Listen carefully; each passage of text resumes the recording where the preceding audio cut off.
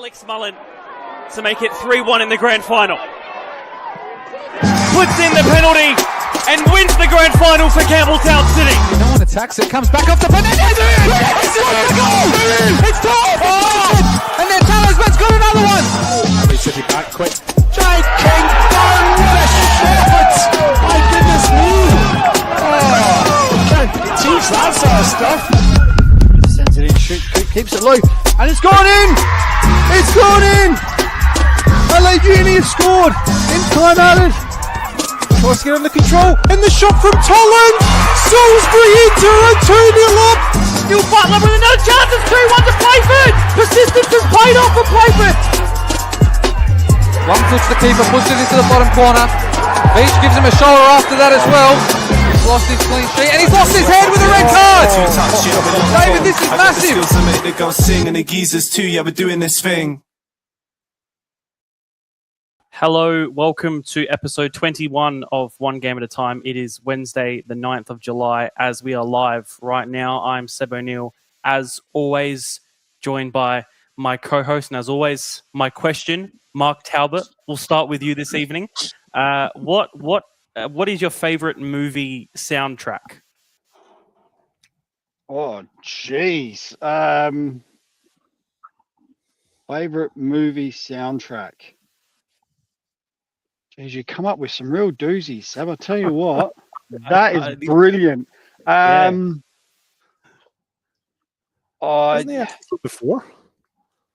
No, he's asked different. He's asked different movies. He's asked different albums and things like that, and Stranded Island songs and things like that. But never favorite movie soundtrack. Mark, you need more time, Mark. I don't have one. I to don't have one. All right, I don't think I have one.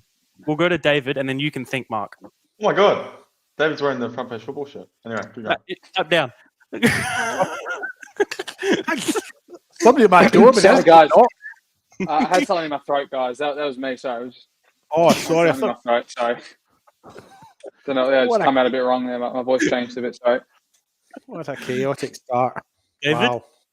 Wow. Look, for me, Last of the Mohicans is my favourite soundtrack, but probably up there in second, only on goal difference, would be the soundtrack to Braveheart. Now, the movie Braveheart, if you're a historical nut like I am, is a work of fantasy, almost entirely made up, but the soundtrack is jolly good. So Braveheart and Last of the Mohicans.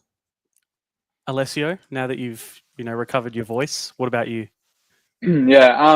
I don't know. It's hard to think of one as well. I know one of my favorite movies is that Zac Efron DJ movie. And it's got the soundtrack "We Are Your Friends." It's like a mashup song, but I don't know. That's just one I can think of right now. It plays so many times through the movie. So I'm so fascinated. What about Hamlet? I don't even know if it's got a soundtrack. It's just a lot of songs that sound similar over and over. So clearly a fan. And also, for the first time, he's come out of nowhere from Front Page Football, Christian Marchetti. Christian, thank you for joining us. The question to you as well, though. You won't be spared. I'm trying to just get my head around the football podcast, starting with a question about movie soundtracks. But I think that's the point, right? Yeah. Yes. So, favorite movie soundtrack, or can I say like a movie score? Because I got there's a lot of either or. Okay. Scarface has a very good movie score. And also, what was the other one? Oppenheimer, which is like a recent movie from a couple of years ago, has like a really good score. And also the Dark Knight trilogy movies, the Batman movies, have unbelievable scoring as well. Really good music. So yeah, that's yeah. I don't know about soundtrack. That's a bit harder, but score. Yeah, I've got a few. Mark couldn't even come up with one answer, so that's already. I've got one now. I've watched a lot of movies. I'm going back to, it would be the early 90s, mid 90s or something like that. Cruel Intentions, the movie. The soundtrack to that was, at the time, I loved it. So that would probably be, there's one for you, Seb. And what about you, Seb? It's a bit of a simple one, but I think I would have to go with Saturday Night Fever. I think it is. I thought you were going to go the Disney special or something like that. No, So should we tell everyone about how we were singing the Bee Gees on Saturday night? Yeah, I think there's no problem with that. It's we had Saturday Night Fever. I think that is. Yeah, we had Saturday Night Fever. You know, but just sort of entered our system. Yeah, I find it quite lovely and a bonding experience for the both of us. Absolutely. All right, we'll go to our picks of the week. We will start off with David. We'll start with you. My pick of the week is the Indigenous game, or the Indigenous-inspired round that was played at Metro Stars between Metro Stars and West Torrens-McCullough. Photographs there showing the Metro Stars boys resplendent in their kit, which I actually took a real shine to. I think that's a great-looking kit. The photo on the left has the young designer, Brooklyn Rigney, who plays for Campbelltown City. She designed the shirts last year when Metro Stars did this along with Croydon, I think it was last year, obviously with Rob Rendy on the right and Amin Ayubi from West Torrens-McCullough on the left. So I doff my bonnet to Brooklyn and to Metro Stars and West Torrens-McCullough for that matter for doing this sort of acknowledgement, if you like. And I really took a shine to that Metro Stars kit. I think it looks absolutely fantastic. So that's my pick of the week. A brief one this week, but an important one, I think. Mark, you have your hand up like just do the right thing. I think it is very important. But what surprised me is I reckon this is probably the first time in a number of years that it hasn't been Croydon doing it with Metro Stars. Metro Stars have been sort of leaders in this fact and been doing it for a long time. And going from memory, I reckon it's been Croydon every year for a long time. So this is, I think, the first year it hasn't been Croydon. And I just want to say, as much as you like the Metro kit, David, I really like the Bacala kit. Yeah, I don't dislike the Bacala kit, but I for some reason like that one. Yeah, the Metro kit. I like the really... Bacala one too.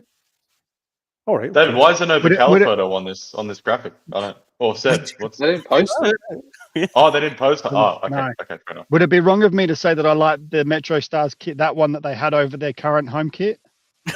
Ooh. If that's your opinion, you're perfectly entitled to it. Exactly, exactly. It is my opinion. Exactly right. I would possibly agree with you, I think. I'll get a call from Robbie tomorrow. Anyway, well, do you know what? We'll stick on the Metro Stars theme. Christian, we'll go to you for what you have for us. Wait, so just to clarify with the pick, does the pick have to be from last week, or can it be like for this week coming up? It can, yeah, exactly. It just has to be sort of relevant. Well, I assume we're going to talk about the cup final. We will. Yeah. Okay. Well, I just think it's interesting how the Metro Stars kind of are in this position, probably this season right now, where they've got a chance to win the premiership. Even though I think the last couple of weeks they've dropped some points, but they've got a chance to win the premiership by comfortably still. Then there's going to be the question of whether they can get over the hump with the final series. So there's that. Then there's the question of can they make, which they've got Canberra, Croatia in the round of 32. Won't be easy by all means. I know maybe people will look at it and think it's a team from Canberra, but they're a pretty good team in their own league. So it won't be an easy trip, and it's away. So point is, then they've got this cup final. I think what's kind of like, is there a discussion around is there a minimum sort of, if they were to just get one trophy, you're happy with that? Do you think that they're probably thinking they're trying to win all three and that's going to be the pass mark for a successful season? 2 out of 3, because they've had the last two, obviously in 2023 in the final series, we know that they were contending with the deep Australia Cup run, which affected them against Mowbray in that semi-final.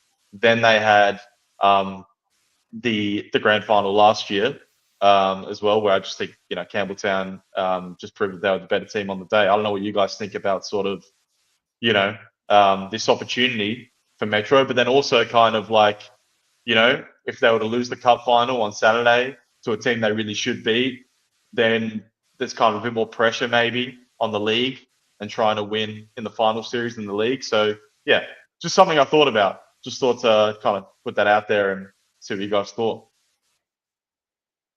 So I guess, Seb, you pick who goes first in response. Oh, Mark, go on.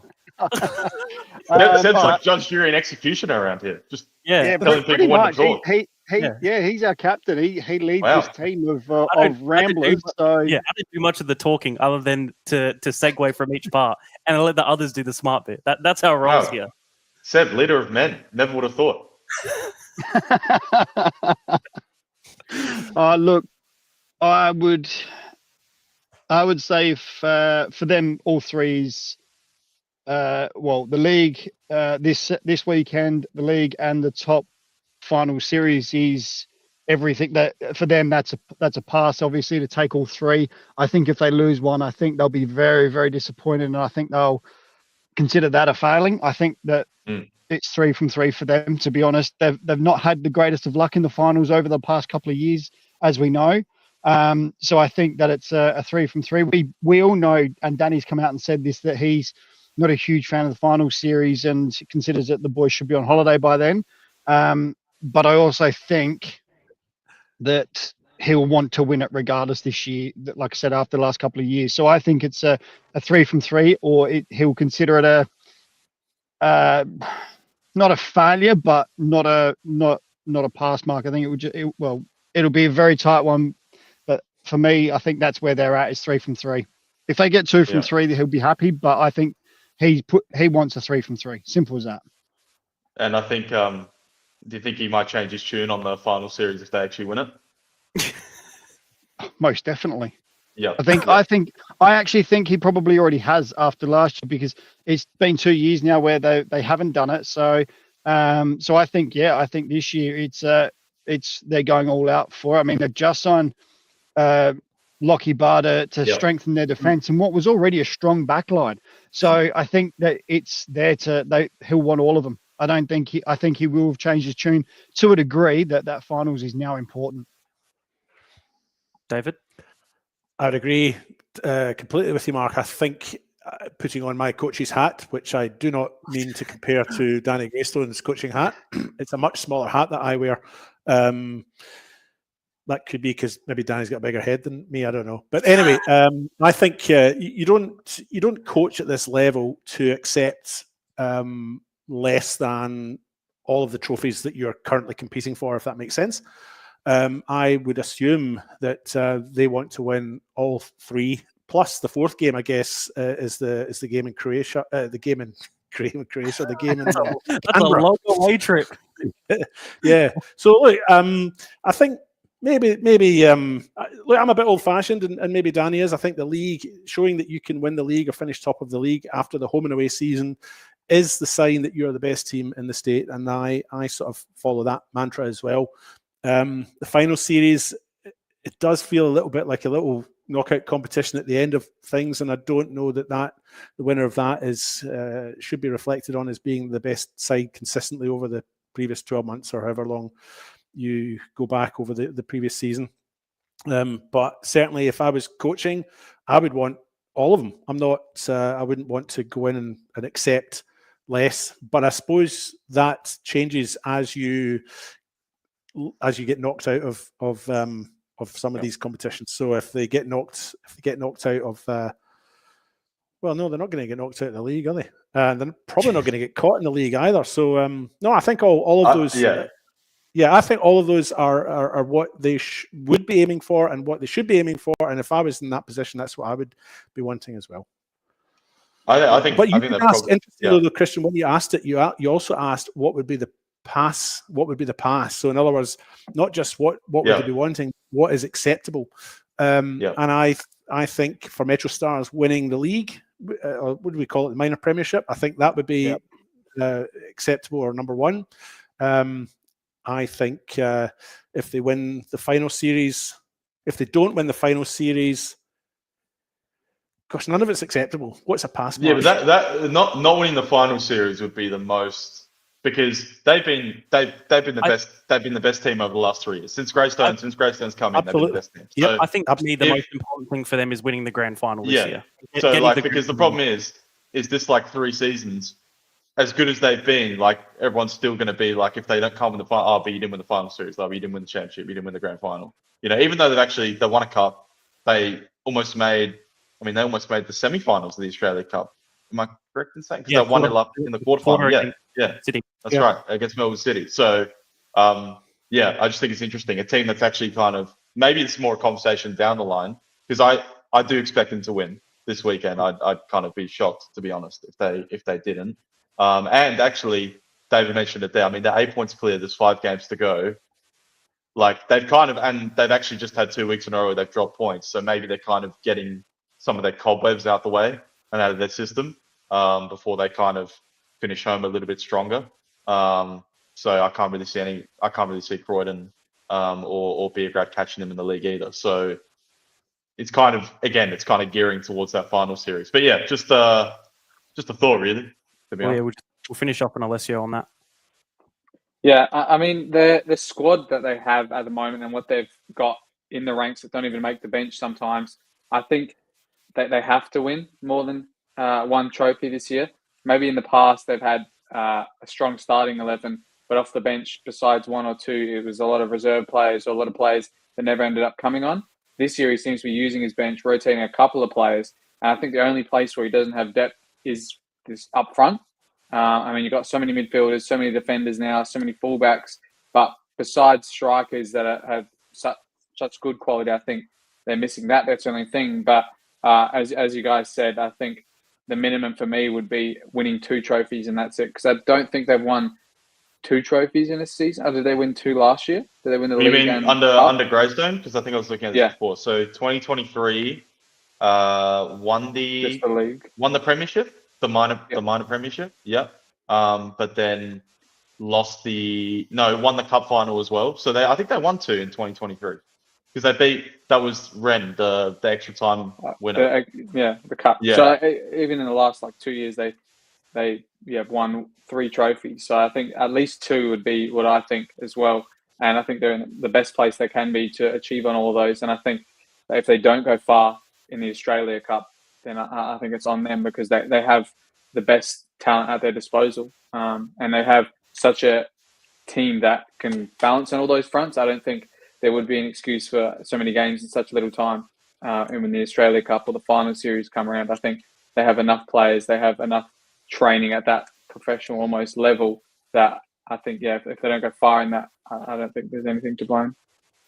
I think it was a game earlier on this season in the reserves, round 2 or something, Metro versus Campbelltown. Yeah. Reserves, yeah. And I think Campbelltown reserves won 2-0. But if you go and have a look, and it's a shock upset, because if you go and have a look at Metro's reserve lineup, and it's half of these guys could Porter, half of these guys could play for half the NPL clubs, you know. So even at that point, squad. They were stacked, and then you're right, let's say now they've just and what Mark said, they've added Lockie Barr. I do wonder, if Adelaide City, inquired about Lockie Barr or wanted him as well, given that he was there before, probably I'd imagine maybe he chose, if I'm speculating, maybe he chose Metro over Adelaide City. Who knows? Yeah, but they got a strong squad, so yeah, I think 2 out of 3 has to be at least. But to bring this to a close, I think the final series is going to be a really interesting one to watch. Absolutely. Good points brought up. I'll go next. I have a few different things. Last night, the Matildas played. Charlie Grant scored her second ever goal for the Matildas, and it was a winner. Her first, of course, coming against England in 2023, if I'm to remember correctly. And also we've had the Emerging Socceroos Championships. We've had a few South Australian representatives, both on the pitch and in the refereeing group. Also, I think the girls' championship starts next weekend. And also just want to point out the nice headband from our good colleague. Yeah, who's the ref on the left? Who's that guy on the far left? I don't know. I've never seen him wear a headband in his life. Is it to keep the hair out of his eyes? It must be. Because if so, he needs it like I need one. See, if you're a referee as well, do you actually need to put your hand up to go to the toilet? If you're a ref, you can just go, right? I'm wondering if that's for the new rule for the goalkeeper. Yeah. You know all about that one, David. Yes, 8 seconds. And then just the final thing I do remember, which I think should be mentioned as well, Carl Viet was also announced as our under-17s. I think it's the Joeys under-17s? The Joeys, yeah, the Joeys. The new Joeys coach. Mark, I think I was speaking to you about this. I'm going to bring this up. I thought it was the right idea and a good plan. You tended to disagree. Ooh, this is Throw me right into this one, are you? Thanks, mate. Is that okay? I apologize. That's fine. I have to admit, I did laugh when I saw the announcement. I did laugh on the Facebook post. The first comment, I don't know who it was from, was, "I hope they put a swear jar in there because he could pay for the next set of flights." And I had to laugh because I completely agree with that. Look, Mike, I'm just going to the simple fact for me is the question is they say he's great at youth development, and if you look at the players that he's brought through, you can say yes, but you also go, the way I look at it is, okay, I look at Adelaide United and go, well, they never had any money to actually go out and buy players, so they had to promote youth. They didn't have a choice. So obviously they're going to throw the kids in. So for me, I sort of go, okay, yeah, did he harness those youth players? I mean, he threw them in and gave them an opportunity, which is brilliant, and I love the fact that he's done that. But then you got to look at, okay, well, where did they come from? How long were they in the system for? Who was coaching them before that? Who was coaching them at grassroots level and things like that? Because I can't justify saying yes, he's developed those youth players, because effectively all he's done is thrown them into the first team. So for me, I just go, okay, look, great opportunity, and you never know, he might prove to be brilliant. But I just sort of look at it and go, well, my opinion is he's had no choice to throw the youth in. I mean, look at the side that Adelaide United have had to put out the last few years. They've never had money. So we don't have we're a club that can't go out and buy Del Pieros and whatnot, like Sydney and Victory. So we've had to rely on our youth for a long time. So, and he was there for what, 4 years in the end? Yeah, I think so. This is great, by the way. I like this. And how many trophies did he win in that time? We made finals a couple, but I mean, you look at this year. We went from second in the table at Christmas to I think we made round one of the finals, and just completely fell apart in the second half of the season. So I just look at it and go, well, look, that's just my opinion. Like I said, he might prove to be it might be proved to be a stroke of genius, and this is why I don't coach. This is why I jump on a podcast and do it from the comfort of my own house. But like I said, unfortunately, we were in Adelaide United in a position where we've had to rely on youth for a number of years. I mean, you've got the shirt in the background, Seb, Iran Kunda. Like, yes, Viet threw him in and gave him the opportunities. But, I mean, you got to look at, he was at grassroots football. Then he came through the youth system with Anton Andrioli. Played under Anton for a number of years, and Elvis and things like that. So, like I said, he gave him the opportunities, but just my opinion. My opinion doesn't count for much. So, but thanks, Seb. Appreciate it. Everyone's like, Carl Viet, Joey's, this is so great move for him and stuff. And Mark's like, he's zagging, he's going the other way. Like, nah, you know what? I'm not too sure. Sorry. No, just I think it's interesting. Going to say about Mark's point as well. You said I can't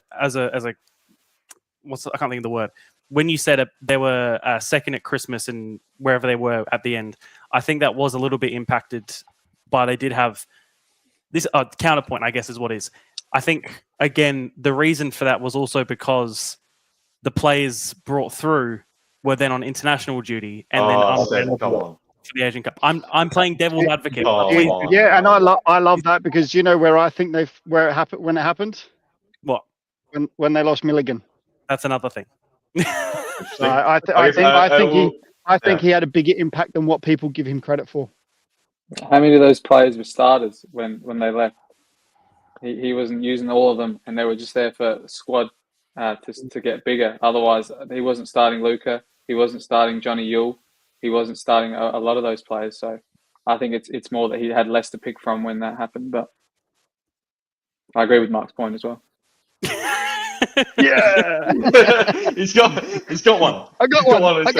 I do, because I think if you think about who brought some of these players through, and then you think of, okay, and everyone's saying Andrioli brought Irakundo in the youth team. When Carl was the youth team coach at Adelaide United, how many of those players actually played or still play or went further from his tutelage as a youth team coach?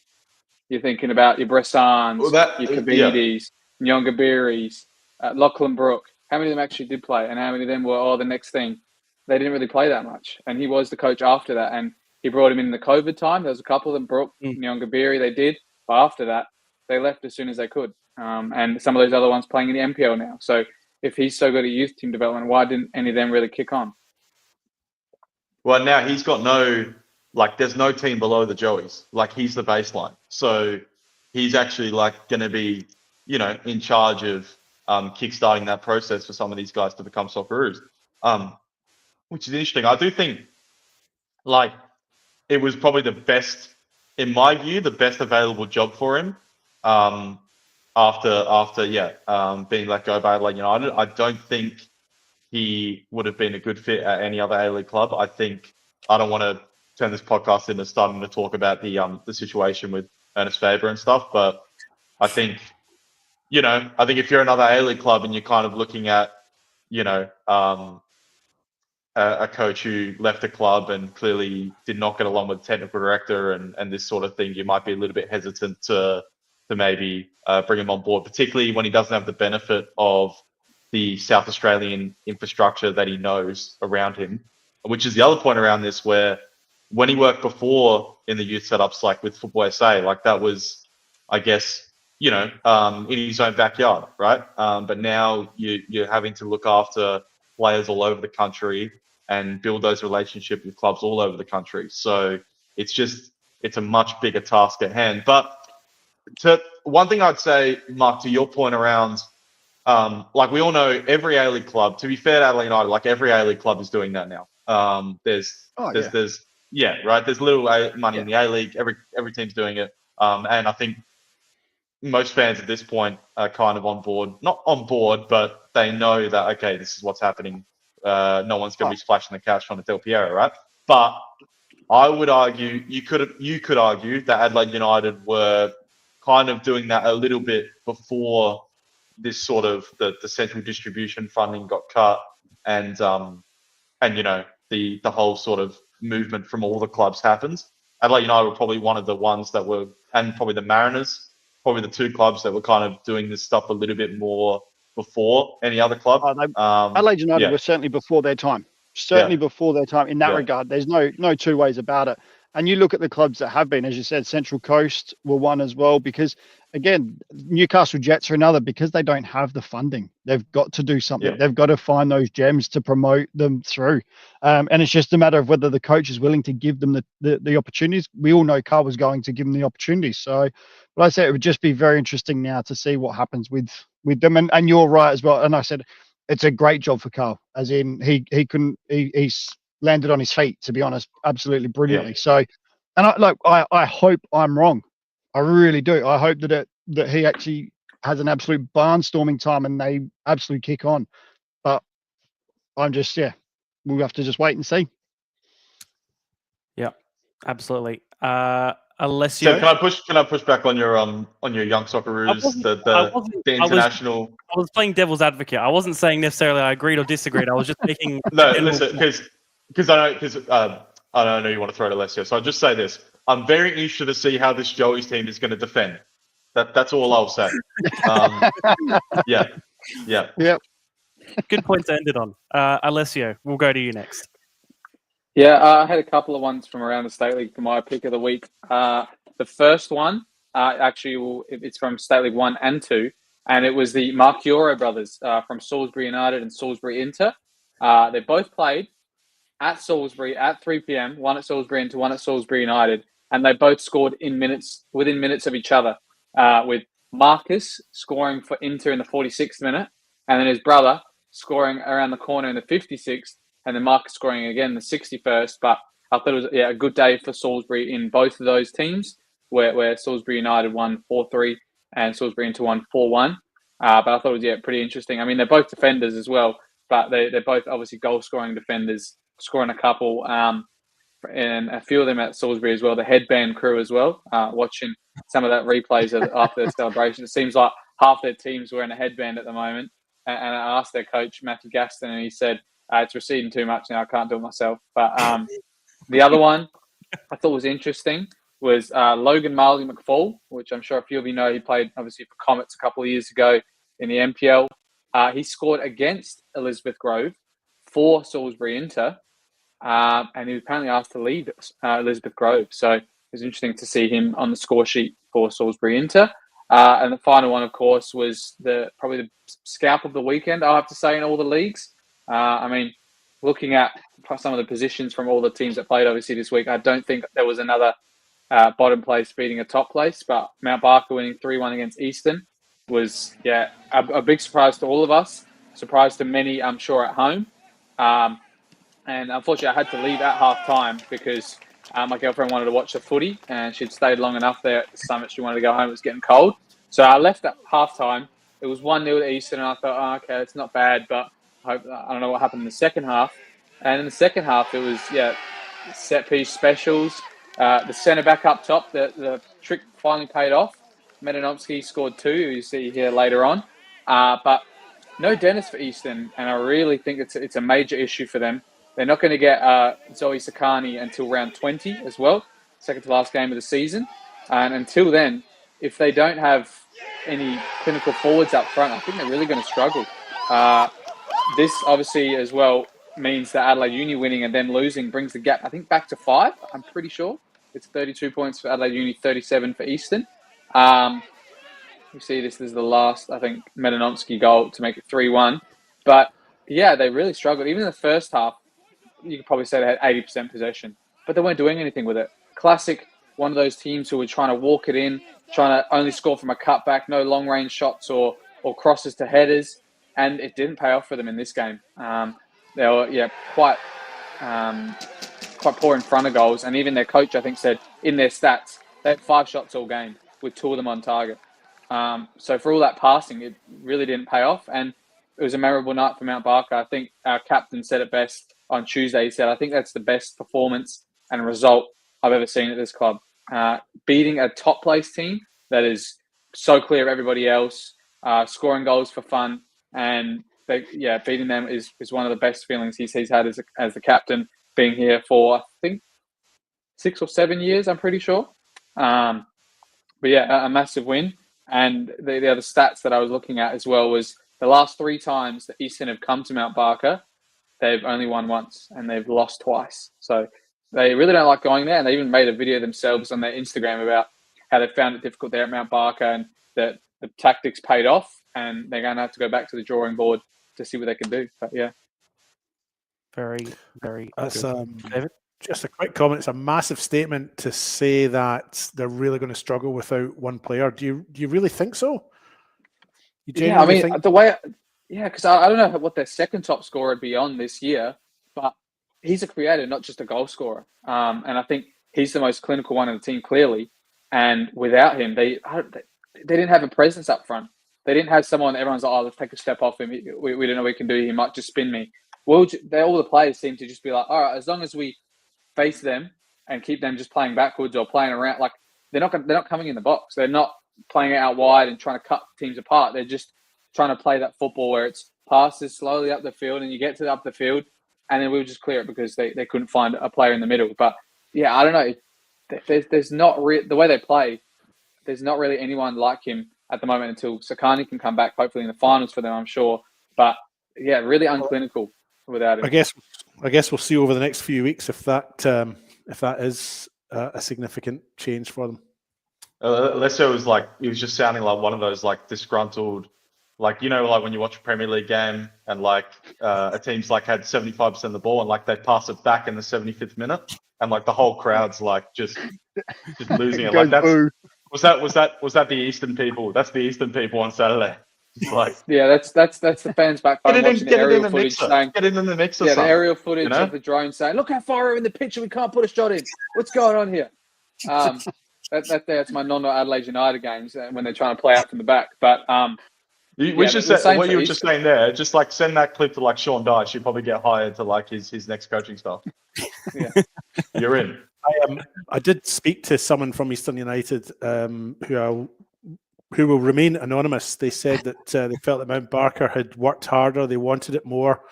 They felt that they, being the person playing for Eastern United, felt that they'd had better possession but just hadn't made good use of it. And Barker just defended well in a block. But it would be. I'm just really surprised that one player would make such a difference in the next few weeks. I would think Easton would just bounce back from it, but time will tell. We must move on. Chris, Seb, over to you. I was going to say, get the names right at least. Well, anyway, go to me. I thought he was calling me Chris for a second, and I kind of like, what? Mark, we'll finish off you. You have a little rant, I guess, in a way. But... No, I just wanted to highlight that Service FM are now using AI cameras instead of cameramen, which doesn't really affect players at all. It just affects us watching at home or commentating. But they trialed it not last week, but the week before was the first time they went live, which was the Campbelltown game in the women's. And I just found it quite interesting. I was watching that part of that game, and I didn't like it. Just a personal opinion. I just found that it was too far out, too zoomed out, and they were covering almost a whole half a pitch. And it was really quite difficult to see the players and things like that. But I just thought it's interesting that they're at Service FM. They're going down that path of using the AI cameras, and hopefully it gets better and it sort of works a little bit better than what a cameraman can do. But I also think that the cameraman or camera person, they get a feel for the game the more as they progress with filming the game, and they know when to zoom in and zoom out most of the time. They're not 100% correct, but they're also not at the pro level of the EPL. But I just found it quite interesting, and I at this stage I'm not a huge fan of it. So just keep an eye out for those games. I'm quite keen to say something, Seb. Yep, go on. I'm not a fan of it either. Who is a fan of it? That's the question. Yeah, I mean, look, I think Mark's dead right. If you're playing, it doesn't probably make a difference unless you're playing in a game and you like having your games commentated on, which I know a lot of the players do. It doesn't make any change to the people who are down on the park, but watching it from home, and I haven't commentated on an AI camera game yet, but watching it from home, when the ball's in the distance and it's not zooming in and it doesn't have that human element, it's not. I didn't enjoy it. But one thing that did kind of sum it all up for me was on a couple of occasions when goals are scored, I think the artificial intelligence isn't too sure what to do because the ball's in the back of the net and it might be rolling along the ground or hitting the net and bouncing or something like that. The players wheeled off to celebrate. And the poor old AI camera's got no idea what to do. Does it follow the players or does it look for the ball, or it just kind of zooms back out and shakes and sort of shuts down like I imagine C-3PO might do if he was overloaded with data. So that's, I agree with you, Mark, and I just backing you up a little bit on it. But hopefully it'll improve and hopefully it's something that gets better with time, but it's not a great watch. Can the something AI Johnny cameras... said. Yeah. Go on, can the AI cameras communicate with Ewoks, David? That's the question. I don't know. I mean, I assume there's no. I assume they don't because I assume they can communicate with androids, but not organic beings. I'm not sure. I was just going to say, I spoke to Johnny after he commentated on that Campbelltown game, and he said it was actually a struggle commentating on it as well because there was a slight delay. So he had to commentate on what he was seeing, and it didn't make it easy for him at all. So it'd be very interesting to see how that progresses. Let's put it that way. And we'll keep an eye on it. But yeah, it's only at Service FM at this stage. Yes, and I will clarify the cup finals this weekend aren't going to be done by AI. No, they're not. So nobody has to be afraid about the cup finals not looking as good as we normally do them here in South Australia. They'll look as good as ever. All right, David, to you. What do you have for us? Is it that time? I think it might be. Have you checked your watch? Time. Well, I didn't know what time it was happening because the format's changed a little bit. Anyway, here's my intro. You ready? Drum roll. Yep. It's time for David Grant Quiz Production.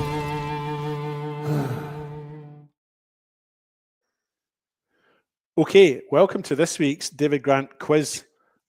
This quiz this week is going to be based on the cup. Not necessarily on this weekend, but the cup in general. A little bit of this year and a little bit of previous years. What I need you guys to do is divide yourselves into two teams. I'm going to pick Seb as a captain, and I'll ask him to pick a team first of one. Well, I feel like the only option here is me and Mark versus Adelaide City's most dangerous midfield duo. Oh, that's right. Well, we get it, Seb. We get it. Seb, you don't get to pick the other team. You just get to pick your own team. So you're picking Mark. I pick Mark. So then, by default, then is that not then? Well, let's see. I guess I have to carry Alessio again, like I did in the juniors. So. No, you don't. You don't. Alessio's the captain. Well, you say carry, Christian, but I'll just remind you who's got the armband here. Just letting you know. The armband. Well, I couldn't get the armband, and you know why? Who's the coach there on the right? Oh, hey, it's my dad. Yeah, right. My dad was the team manager. I still got it. So reverse nepotism. I think that's our team then, David. Well, I was going to say Alessio can be captain of the other team, and who does he want to pick? And so I guess he's picked Christian. So also, like, I love how Alessio just had that. He just had that photo, like, just ready to go. It was like right there in front of him. I'm bringing it up. Unreal. Okay. Has everybody ready, Has everybody finished chatting, and are you ready for the quiz? Oh, I actually have one thing to say. That quiz introduction were you given like the direction to say like the David Grant quiz production the most depressed voice possible? Like, yes. Why is that so low and like? Yes, he was. He was given that exact instruction from memory. Okay. I was given artistic license to express myself in the way that I felt most appropriate, and that's what I chose. So, well, we could do another one if people are really unhappy. We should have a vote. If people are unhappy with it, we can redo it. All right, 5 seconds of the podcast. To the quiz. Let's go. Right, to the quiz. So we've got Seb and Mark in one team, and we've got Alessio. And what's your name again? Chris. Christian on the other team. So Seb and Mark, you will be team 1. Christian and Alessio, you will be team 2. I can't remember how many questions I've got. It's about 5 each, or 4 or 5 or 6 each. Okay. What I've done is I will ask team 1 a question. That will be worth 2 points to them in their round. Before I give the answer, I'll pass it over to team 2, and they can answer it for 1 point. We'll go team 1, team 2, and then we'll go team 2, team 1, which I believe is the ABBA term, because they used to do quizzes with that. Yep. Apparently, ABBA used to do quizzes, and that's how they used to do it. That's how the band used to do it. Yeah. So it'll be team 1, then team 2, and then team 2, and then team 1 all the way through. And I've got enough questions that will even itself out. And I've got a tiebreaker, which will be worth just 1 point more than the gap between the two sides at that point in the quiz. Okay. First question is for team 1, which is Seb and Mark. Mm-hmm. And your question is for 2 points. Actually, I'm going to have to make this for... You have to make this for 4 points and 2 points when it goes over, because it's a 2-part question. Okay. Seb and Mark. Adelaide Croatia Raiders beat the Adelaide Hills Hawks in the quarterfinals.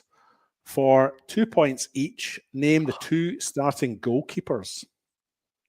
Oh. I was there. It was Connor Hudson, because he had a very, very good game. No, I don't think it was. No, I don't think it was. Because it wasn't Barbaro, because he would have been injured. It could have been. It could have been Wisher. Was it Solari? Because he played 2 games. He played 2 games for him this year. Yeah, that's what I'm thinking. But I think.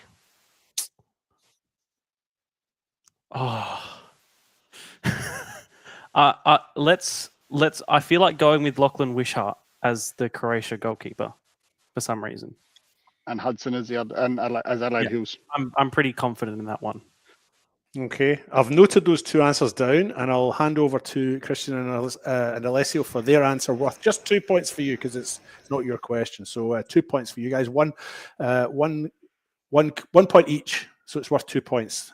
Do you want the question repeated, or? I don't know it, so there's no point. Alessio, go on.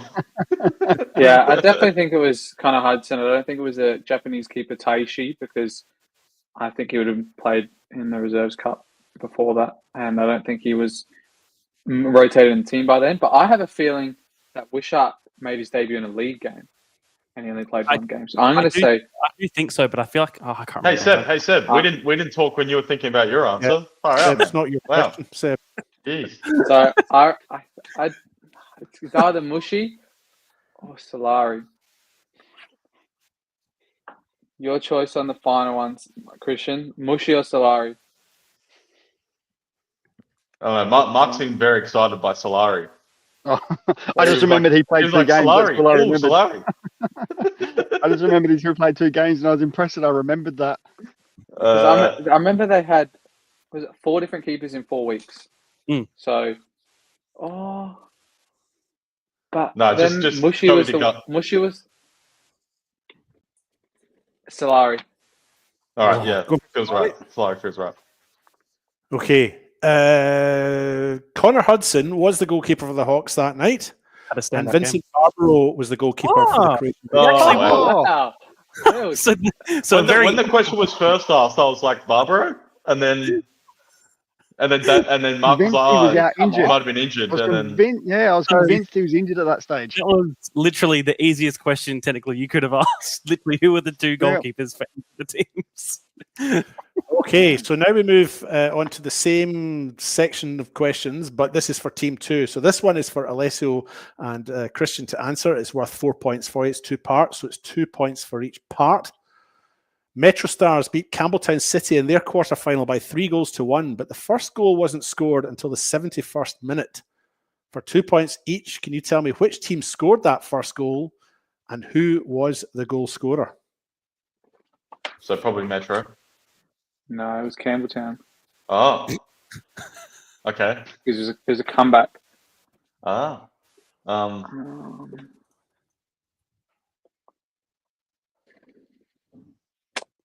Mullen, maybe? as some people might have read, I didn't watch some games for about 2 months, so I'm a little bit like, yeah. Wow, I wonder if Alessio's Otherwise, I've got a very good photographic memory, so otherwise I'd probably be very good at this. Hey, David, got any questions about the last 2 weeks? I know all those. I don't know. I have a feeling maybe Appia. Okay, so you're saying Campbelltown scored first and it was Appia Kubi. Is that what you're saying? Yeah. Kubi. I'll go with that. Okay. Let's go with that. Over to Seb and Mark. What's your answer to that? Do you want the question repeated or are you okay?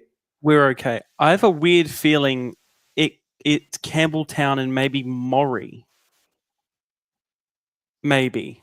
For some reason sticks out in my head. What do you think, Mark?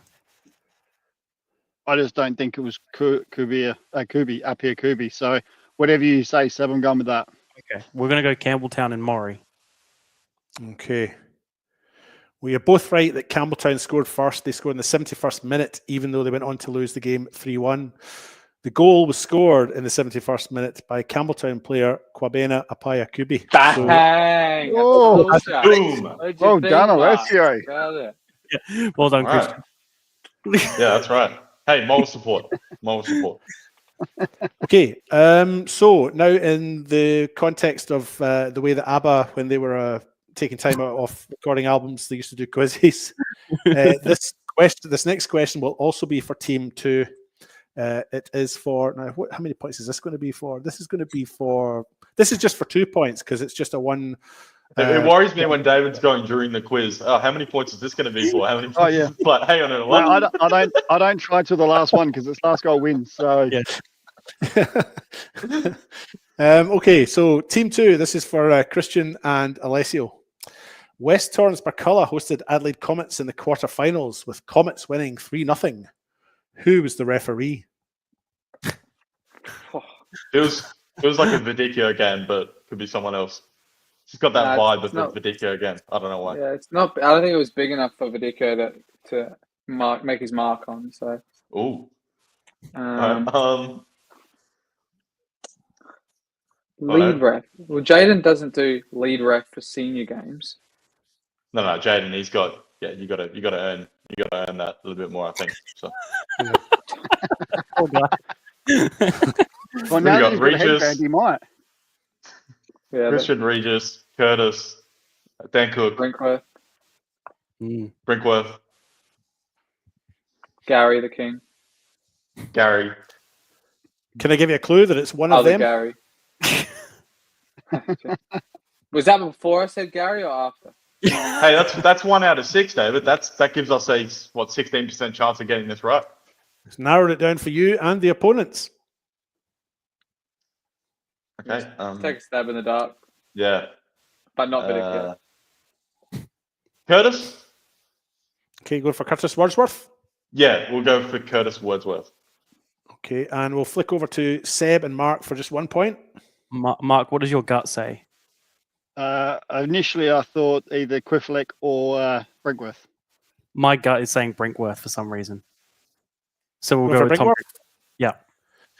The referee for the West Torrens Barcala versus Adelaide Comets game was Daniel Cook. Oh. Oh, No points. hey, he must have had a good game because we didn't remember him.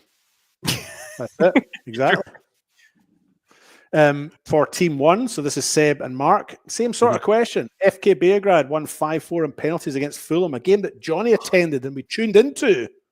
Who was the referee that night? Vidicchio. The referee obsession with this quiz. 2 questions. Do we go Brinkworth again? Oh, I just said Vidicchio because he lives around the corner. Oh yeah, true. What do you want to go, Mark? I don't care. I don't. It's just Brinkworth complete again. stab in the dark because it's a complete stab in the dark because I have no idea. Brinkworth again. We'll be right with him eventually. Okay. Handing over to Team Marchetti and Carocci. So let's go Wordsworth again. Just same strategy or I don't know. Big stab in the dark. No idea. You go. Vidicchio? Yeah, go. Let's go. You're both, Vidicchio. you're both incorrect. It was Daniel Faulkner. He was the referee for FK Beograd versus Fulham. Should have gone for another Daniel then. How many Daniels are there in the refereeing department? There's a few Garys too. Speaking of Daniels, this was another thought. I was going to mention it before when I was talking about Greystone. You think anyone's ever called him Daniel before? Ever? I was talking about this with Seb the other day. Yeah, just walked past him and gone, "Hey, Daniel," and just seen his reaction. I think he'd be so thrown off by that. I think maybe his mum is in trouble. Going to interview him, yeah. Yeah. When I was interviewing him or the other Comets coach, I was like wondering, do I call him Danny? Hey, Mr. Greystone? Like, I don't know. Dan? Mr. Greystone. Everyone knows him as Danny. Mr. Greystone. I've called him Mr. Greystone previously. Or even like is it Con Antonio? Do I just call him Con? Hey Con. It just seems like a very short name to. All right, you ready for the next referee question? Yeah. Yeah. Please no. All right. What colour kits were the referees wearing this week? Silence on set, please. The next question is the next question is a 50-50 question. So I don't think I'm going to hand this one over. So Team 1, I'm going to ask you a 50-50 question. Are you ready? Mm-hmm. Actually, I will hand it over. If you get it right, you get 2 points. It's 1 point if they get it right. West Adelaide and Football NTC are your 2 finalists this year in the WNPL Cup. Both came into the WNPL Cup in round 2, with one of them winning 2-1 in their opening game against Comets. Which of the 2 teams was this? Who knocked out Adelaide Comets 2-1 in round 2, their first game? Of the cup, sorry. Yeah. So it's obviously one of them. It's a 50-50. I think it's NTC. Okay. You sure? Locking that in? Yes. Certain. What did Mark's coin flip decide? It came up heads. Well, that's sure. I didn't decide. I need a club to heads or tails. Okay, over to Christian and Alessio. What's your answer to this one? West? I'm fairly sure it's NTC as well. No, I think I remember seeing the fixture. Yeah, I think it's NTC. Okay. Yeah, it was NTC. Because I feel like and- I feel like West Adelaide's exact run was maybe Flinders first, then Modbury Jets, then semi-final, and now cup final. Maybe. What happens if that's one of the questions, Seb? Too late. It's very close. I'll give you a quick scores update. Seb and Mark, you have 5 points. Alessio and Christian, you have 6 points. Right. Here's Thank your you next question. to Asian Champions League winner Kwabena Apia Kubi for that. Yeah. Well, you might not win the competition yet, but yeah, you've got that 1 point advantage, a nice little buffer. Okay. First leg man of the match. Question. This is another 50-50. It's for Team 2, which is Christian and Alessio. Creative team names, by the way. Yeah. Well, Team 1 and Team 2 seems I've actually not. This quiz was a bit rushed today. I did it just about just as we were starting. Oh no, I'm not getting that impression at all, David. It seems it's running very smoothly. Okay, so NTC, having won that game against Comets, 2-1. Can you tell me if the game went to extra time? 50-50, obviously. Was it all resolved in the 90 minutes, 2-1, or did it go to extra time? Feels like an extra time. I was going to say 90. Or maybe, But I don't know. I'll go normal time. I think none of them went to extra time in the first. Okay, so you're saying done in 90. Seb and Mark, was this game done in 90, or did it go to extra time? I'm fairly certain that it was extra time. I think. Mark. Why is Seb's eyes moving up and down his screen? Are you? Yeah, No, but I'm it's not looking like at what it the up. camera is. No? Oh, right. No. I can look at the camera. It's all creepy. I'm with you, Seb. It's fine, mate. Whatever you pick on that one, go for it. I went extra time. Yes, you're correct. It was extra time. You get a point there. It takes you up to 6. Alessio and Christian on 6 as well. Scores are level. Tell you what, here's a little bonus point for you. Hands on buzzers. So you just come in whenever you're ready. Okay. It was 1-1 after the 90 minutes.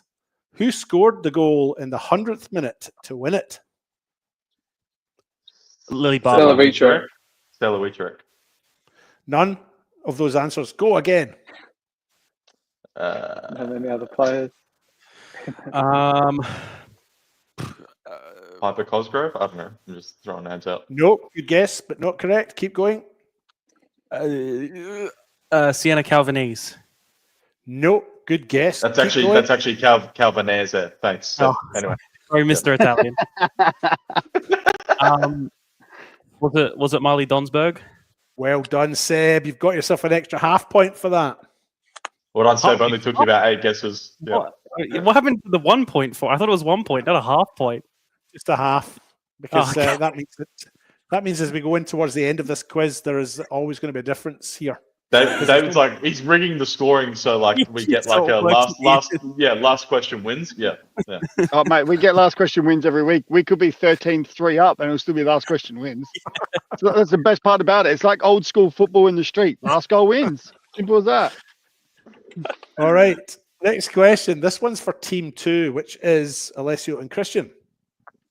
Who is West Adelaide's top scorer in the Cup? And if it's more than one person, I want you to name more than one person. All right, so it's more than one person then. All right. Well, you get a point for everyone you get right. All right. Well, Yamada feels like she would definitely be one of them. Yeah, if it's 2.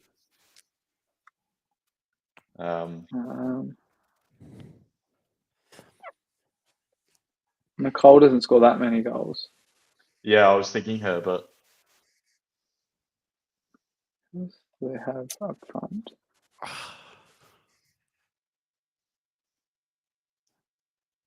I've got her name. not Decola. No. That's a good start. Forgetting their name. That's not going to help you. I'm thinking Emily Hazelwood, but she plays with Inter, right? No, she plays for Comets now. You used to play for Inter. Who's the one I'm thinking of then? I have one gut feeling again, Mark, for some reason. Go for it. Well, if I we think, just say I those think two, team one. then I think team one should be deducted a point for Seb talking over the top and ruining our train of thought. That's my opinion. I think we'll go with No, those wait. two though, Christian. And if we Yeah. get any of them right, it's still points. So you're going for Coca-Cola Nina and Yamada Yamada. and Decola. Okay. Okay, I've noted them. And over to you, Seb and Mark. Harriet Burnett, maybe. And then maybe Nicole Blackett. Maybe. And are you naming any others? Just those two? Yes. Mark, do you Chuck in agree? Yamada as well. Oh. Chuck in Yamada as well. Okay, sure. We'll go Yamada for three. as well. We'll go for three. Why not? Okay. So you're saying Nina Yamada as well? Yeah. All right. There are 3 players tied for this title. All of them on 3 goals. And Nina Yamada. See, that's is one- unfair because David just went. When we were answering the question, you didn't lead us into giving a third player. Unlike those two. Sorry, Seb, That is there a is- mute? Is there a mute button for Marchetti? They can be. Nina Yamada. Man. Nina Yamada is one of them. She scored 3, but you failed to get either of the other 2. Emma Ryan has got 3, and Kelly Tatarin also has 3. Oh, that's very okay. Yeah, I can't remember when they were scored. She might have got them in one game. Okay, moving on to the next question. This is for Team 1. So this is to Seb and Mark. Yep. Did Nina Yamada score in last year's WNPL Cup final? Yes. Okay, locking that in. Yes. Okay, over to Christian. Yeah, she did. and- She did. She scored Yeah. the first. Because that was the first time I'd watched her play, and I remember distinctly saying to someone next to me, "How is she not in the A-League Women?" So yeah. Okay. Were Well, you talking to the Santa by any chance? No. Yes, so you're both correct there. You both get a point. For a bonus point, can you tell me which club she was playing for? Sturt line. I said it first. It's my. I was Oh. first. What are you on about? I heard it from Christian. Get out of here, Seb. Get out of here, Seb. I heard Seb first. Get in the bin, Seb. Too slow. VAR. Okay, I've given it to Seb because I felt he was first. So Seb and Mark have 9 Oh, points. this is just. Alessio and egregious. Christian have 8 Dude. points.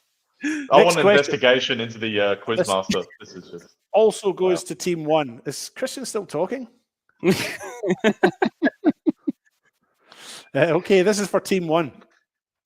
The men's reserves final will be played on Saturday at 12 p.m. between Campbelltown City and Adelaide Comets. For 1 point each, who were the 2 losing semi-finalists in the Reserves Cup? Oh, I think it was NTC, like the NTC equivalent. Mm-hmm.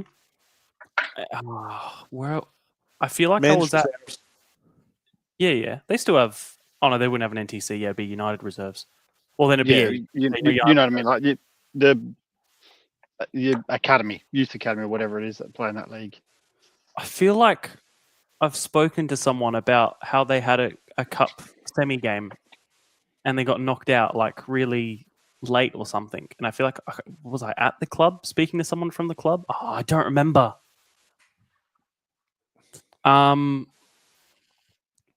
Like Croatia, maybe. I feel like Croatia.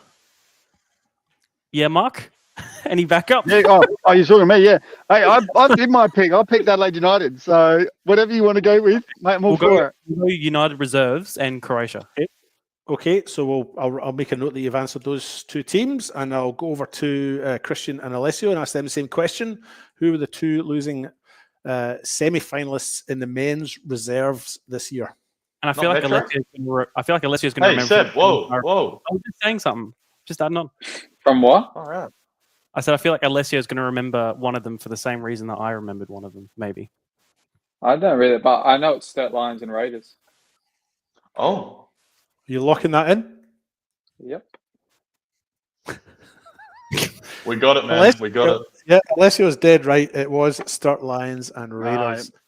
Campbelltown beat Croatia Raiders 3-2, and Comets beat Sturt Lions 3-1. Alessio's Why did you first think true I love, would- that one. Why would you think it's the? How did you think I would remember it, Seb? No, I couldn't remember if you were there or not, but because Jack Osterstock was on the bench for Croatia, and I remember being told a fact that he scored in the Cup semi-final the night before, and then played in the Senior Cup Oh semi-final. yeah, yeah. Did one of them also beat Mount Barker on the way there, or is that why? Nah, we lost to Okay. Adelaide Atletico. Just, But oh. I do remember because I thought it was quite good for State Reserves, State League One, to make the reserves semi-final.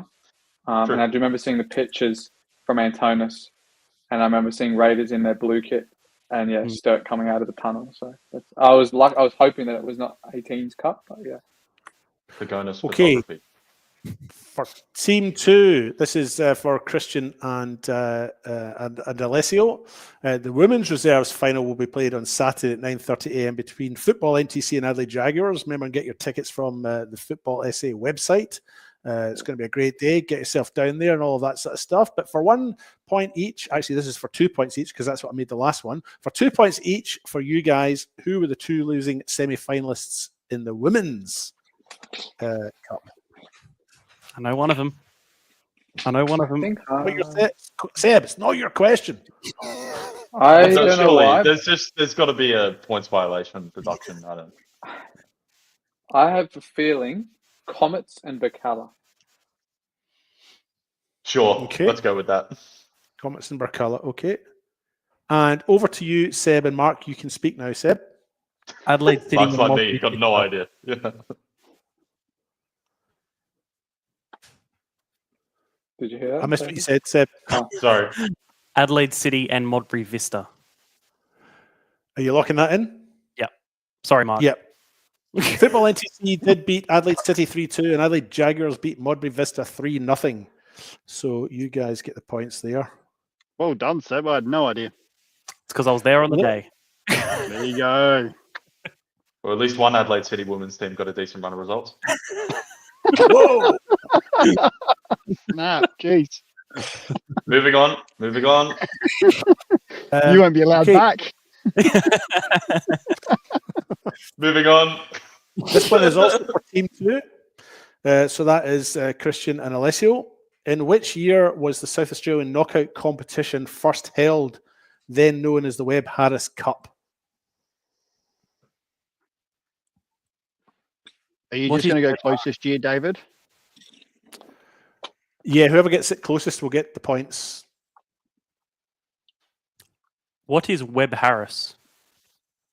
That would have been the sponsor's name. Yeah, but like, what was? Or not sponsor in those days. It was probably That's what the question should have been. What Can I what look up? industry is the sponsor from? Am I allowed to look up what Webb Harris actually are? It won't matter to after the the question. quiz, not before.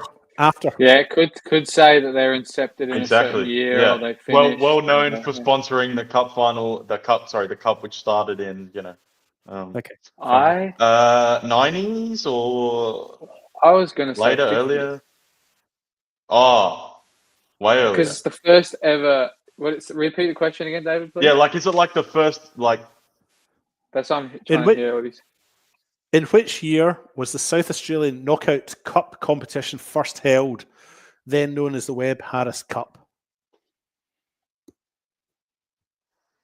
Hmm. You're not Googling, Seb, are you? I've got one hand on my thigh and then one up here. What am I Googling with? Well, wow, that opens a few doors, doesn't it? moving on.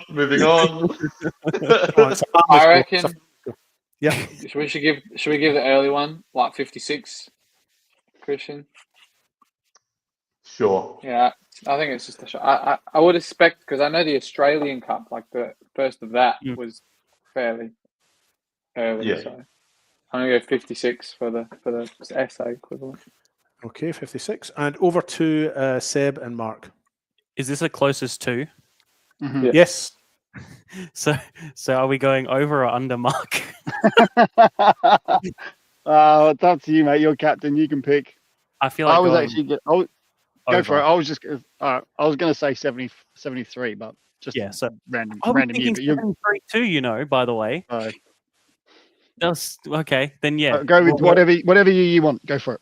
over and 73. Why not? Okay. Well, no, a knockout cup competition has been around in South Australia since 1907. Bang. Wow. Jeez. Take that. Oh, so early. it's closest gets the points. Yeah. So you got the point. I think we're just both so far off. Like no one should get that. Like just That's a free point for us. They got a point for getting half a point for getting a name right. yeah. True. Now, this is the last question I've got before the tiebreaker if we need it. And it's for Team 1, who have a 2-point advantage. So, Seb and Mark, if you get this correct, you'll win tonight. I'll probably ask the tiebreaker anyway because I've gone to the effort of writing one up. But if you do get this right, then you win tonight's comp. If it's passed over and they get it correct, it'll end up being a draw. So, Seb and Mark, when did Adelaide, Croatia last win the Federation Cup? Oh, I know this. Oh, do you though? I think I do. I don't know about that, but okay. Mark, surely you know, right? I would have said in the 80s Okay. because they didn't. They haven't won it since 05 that I know of. I did miss a few years after 05, but they haven't won it since 05. They didn't win it in 05. That was the year they lost it. And I don't remember. And I can't remember. I don't remember it being that early. I would have said maybe the 80s, around early 80s, 83, 84. Are we doing closest one again, David? Here, closest year. I think Yeah, we probably will. You take the reins, Mark. I would have said somewhere. I'm going to go with 83. Okay. 83. All right, over to Team 2, Christian and Alessio. Now, if you get this right, it'll end up a draw. I vaguely remember David wrote an article on our side about the 1974 season, and I think Raiders might have won the cup that year. I was going to know say, that, but I thought it was. I remember seeing a picture from some of the archives that come out of 80 kilometers of. I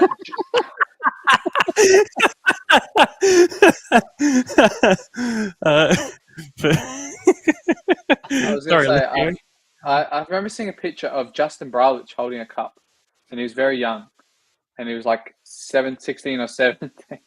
So I think that would have been in the 90s. I was going to say 97. Or, 97. Okay. You want to lock that in? sure. Christian? Yeah, okay. 97, you're saying. Hang on, David. If I was right about them winning the cup in '74, can I also get an extra point for that? That's the bonus point to win us. That's a bonus point right there. That's the half You actually point. don't get that. You won't get that because that's not a question I've asked. You only get bonus points for questions that are asked, not questions you've made up yourself and answers you've thrown in. Damn it. But that's David. But that's I've remembered that from your work. So that's a credit to you. You know. That's true. Yeah, fair point. But still, you don't Half. get. I will take half. You only get points for answering questions you've been asked. Why are you bargaining? Can I move on now? Yes. Is everybody okay? Alessio and Christian, I'm pleased to report that you guys are correct in saying 1997 is the closest year. You didn't get the year right, but you were closest, which means the scores have ended up level. 13. What year was it? What was the year? You can't. Goodness me.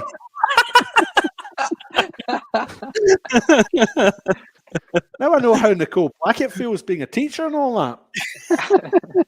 Wow, because Antonis he doesn't teach. Yeah.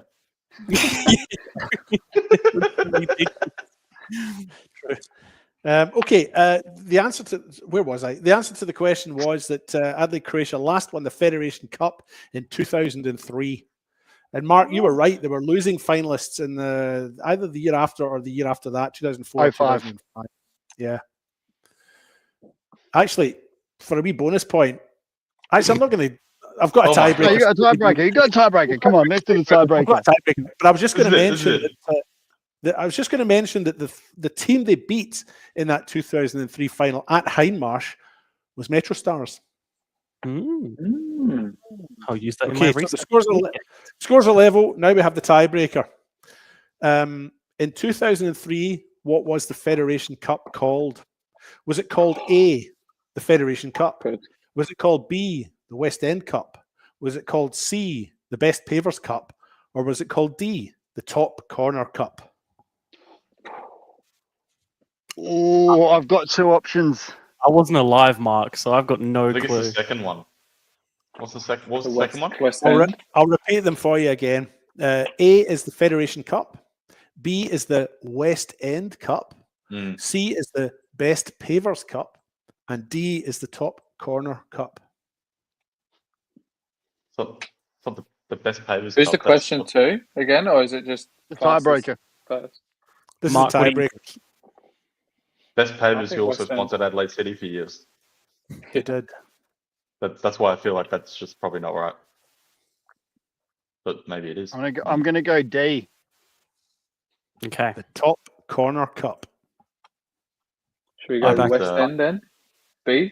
West End. The only thing about West End is that like they do a lot of like footy orientated stuff. Or they did when they were around. So I don't know if they also like sponsored the local. But yeah, why not? We'll do them. Why not? They're around the corner from High March. So. Yeah. I back you, Mark, but I also have a weird feeling it's West End, by the way.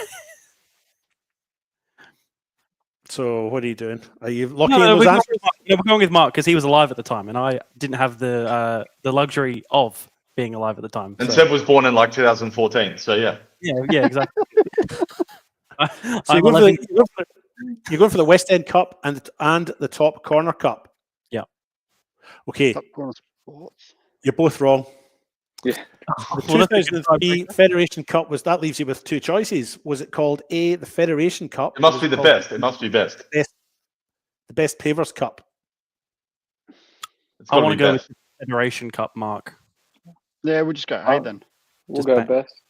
We'll go Okay, best. so Alessio and Christian are going best, and Seb and Mark are going for Federation Cup. Well, Seb and Mark have it this week. It was called the No Federation sponsor. Cup. Yeah. Wow. Wow. And You should have played an ABBA song. It would have made more sense. Yeah, the winner That's takes all. Yeah, win it. Yeah. Yeah. So, just for your information, guys, between 1999 and 2002, it was called the West End Cup. Between 2007 and 2008, it was the Best Pavers Cup. 2009, it was called the Top Corner Cup. But between 2003 and 2006, it was simply called the Federation Cup. No sponsor's name. So, Seb and Mark are the winners this week. Deserved. And that brings an end to David Grant Quiz Production. Always a jolly good time. Yeah. As jolly as that outro and intro. Yeah, exactly. Thank you for that, David. As always, always a no pleasure. worries. Right. Okay. Didn't know if that was making fun of me or just having a bit of fun. All right. Looking at the results of the past weekend, starting in State League 2 in the north. Port Adelaide losing 3-1 to Gawler Eagles. Salisbury Inter a 4-1 win over Elizabeth Grove. Northern Demons at home losing 1-0 to Adelaide Atletico. And Modbury Vista with a 2-0 win over Garner United. And then in the south, Hills Hawks a 1-0 draw with Norlungi United. Seaford Rangers with a 1-0 win over Western Strikers. Adelaide Titans losing at home 2-1 to Adelaide Union, as spoken about earlier. Mount Barker with that massive 3-1 win over Eastern United. Mr. Talbot, we'll start with you. Fair enough. I just think that I'll start with the South. Seaford. I actually caught up with the Seaford player just the other day, talking about their result, and they came away with the 1-0 win over Strikers, and said that Strikers probably had more possession, probably the better side on the day, but Seaford scored relatively early and then defended really, really well for the rest of the game to get their 3 points away. I think it was away from home, going from memory. But that puts him up to 24. I mean, sitting in third now. So great effort there for for Seaford. Mount Barker, we spoke about. Adelaide Hills have got the draw again, but I think they probably feel they're probably could do a bit better. They could probably catch Titans, who are sitting in fifth at the moment. So I just think the top of the table there, though, Eastern and Adelaide Uni, it's going to go down to the wire with those two sides. I think moving forward. You're losing Dennis's goals. Adelaide Uni are a good side, so the South it's a very interesting league for those top top two spots for me. So I think it'll be an interesting one with the last 5 remaining games. Port Adelaide losing 3-1. New manager bounce didn't work for them on the weekend, but they were up against a Gawler side who are sitting second in the table, so having a fantastic season. So for me, they were probably the highlights of the across the two, and I'm sure the other boys will have something else as well. David, we'll go to you.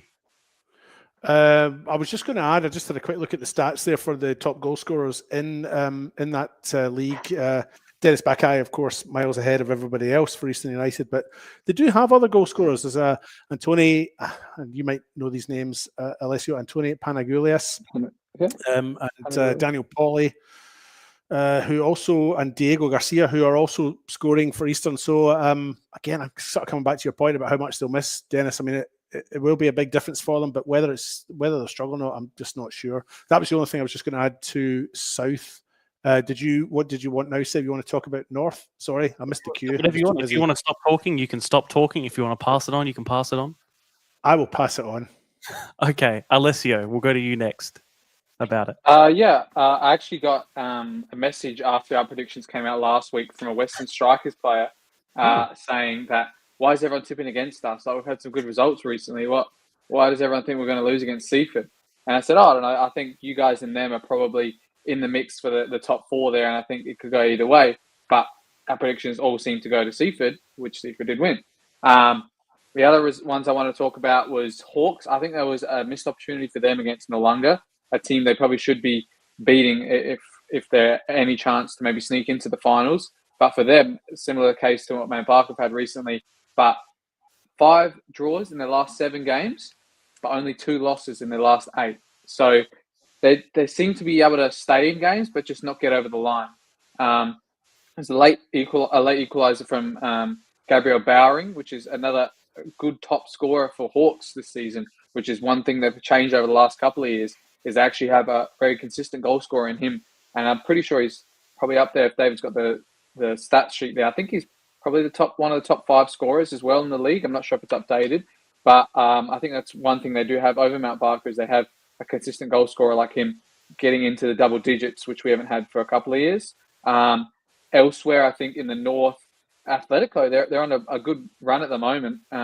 After seeing Gawler, Salisbury Inter, and Mobi Vista dropping a bit of form, I think Atletico are the team that have taken that within their stride the most, and I think they could be up to top 2 or 3, maybe. I'm sure, Seb, if you look at that table. Sitting third at the moment. Yeah. So they've really had a great couple of runs, and I think if you look at their form sheet as well, they've had quite a few wins in a row. And yeah, I think that's probably the most I would have to talk about in those leagues. Well, I think late for Uni. Sorry, that was the other one against Titans, which was surprising they left it that late. Just a quick note that Western Strikers are hosting Eastern United tomorrow night at Carnegie Reserve, 7 p.m. kickoff in a catch-up game, because they both played 1 game less than everybody else. So that game is tomorrow night, Thursday, the 10th of July, 7 p.m. at Carnegie Reserve. Western Strikers hosting Eastern United. Do you look at this week or the next game, the Battle of Woe between Northern Demons and Port Adelaide? I've just come across. So that's 5 straight losses for each of them, and then they're playing each other next. So, Battle of Mid, Battle of Woe, stop the Rod Derby. The Talbot Derby. Every game the Talbot Derby, though, when you think about it. That one, I played for both of them, and they're actually having a past players day that day. There's a Port versus Northern Demons past players game being played before the senior game. So you're in that? You're the referee? I'm playing a half each. Ah. No, I didn't make the Port squad, but I'm in the Northern Demons squad. So Port knew what was good for them, so they didn't get me in. So. Anything to finish off, Christian, or happy to move on? Well, Alessio was talking about Adelaide Atletico's form, but they've actually beaten each of the bottom half teams in their last 4 as well. So I don't know if that, you guys know these leagues much better than me, but they probably maybe they want to get a big scalp, in the next few weeks. We will go on to the WSL. Western Strikers with a 4-1 win over Elizabeth Grove. Adelaide Jaguars with a 2-2 draw with the Cove. Modbury Jets with a 1-0 loss against South Adelaide. And then the big one, Modbury Vista with a 3-0 win over Sturt Lions, in which I was the only one to predict correctly, just to point that one out. David, I'll go to you on this one. Someone really loves himself. Wow. Okay. Someone has to. David, I'll go to you on this one. It's big. I'm still hesitant on saying promotion deciding, but it's possible that was promotion deciding just because of how the league has gone with these two teams almost slipping up some weeks and then some others having great results. Yeah, I had a bunch of notes written down for this one, and I've misplaced them. But yeah, for me, with 5 games to go, this was probably a bit of a title decider. Primarily because they don't play each other again. This is Modbury Vista and Sturt Lions, of course. They don't play each other again. That's them done playing each other, I think, 3 times this season. So it was a little bit of a cup final, if you like, or a league decider. And it gives Modbury Vista a 3-point buffer at the top now. They're on 40 points, Sturt Lions on 37. And for me, I'm not sure that Sturt will get it back. I mean, Modbury Vista have slipped up a couple of times in the last 5 or 6 weeks. They've had a draw and a loss, I think, from memory. And that's not to say that won't happen again.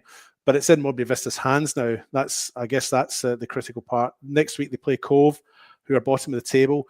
And one does think that maybe Modbury Vista are now just have to stay focused, keep winning those games, because it's all in the destiny's in their own hands now, which is a good place for them to be. But certainly a bit of a cup final for Modbury Vista and for Sturt. The winner of that, I think, will probably end up.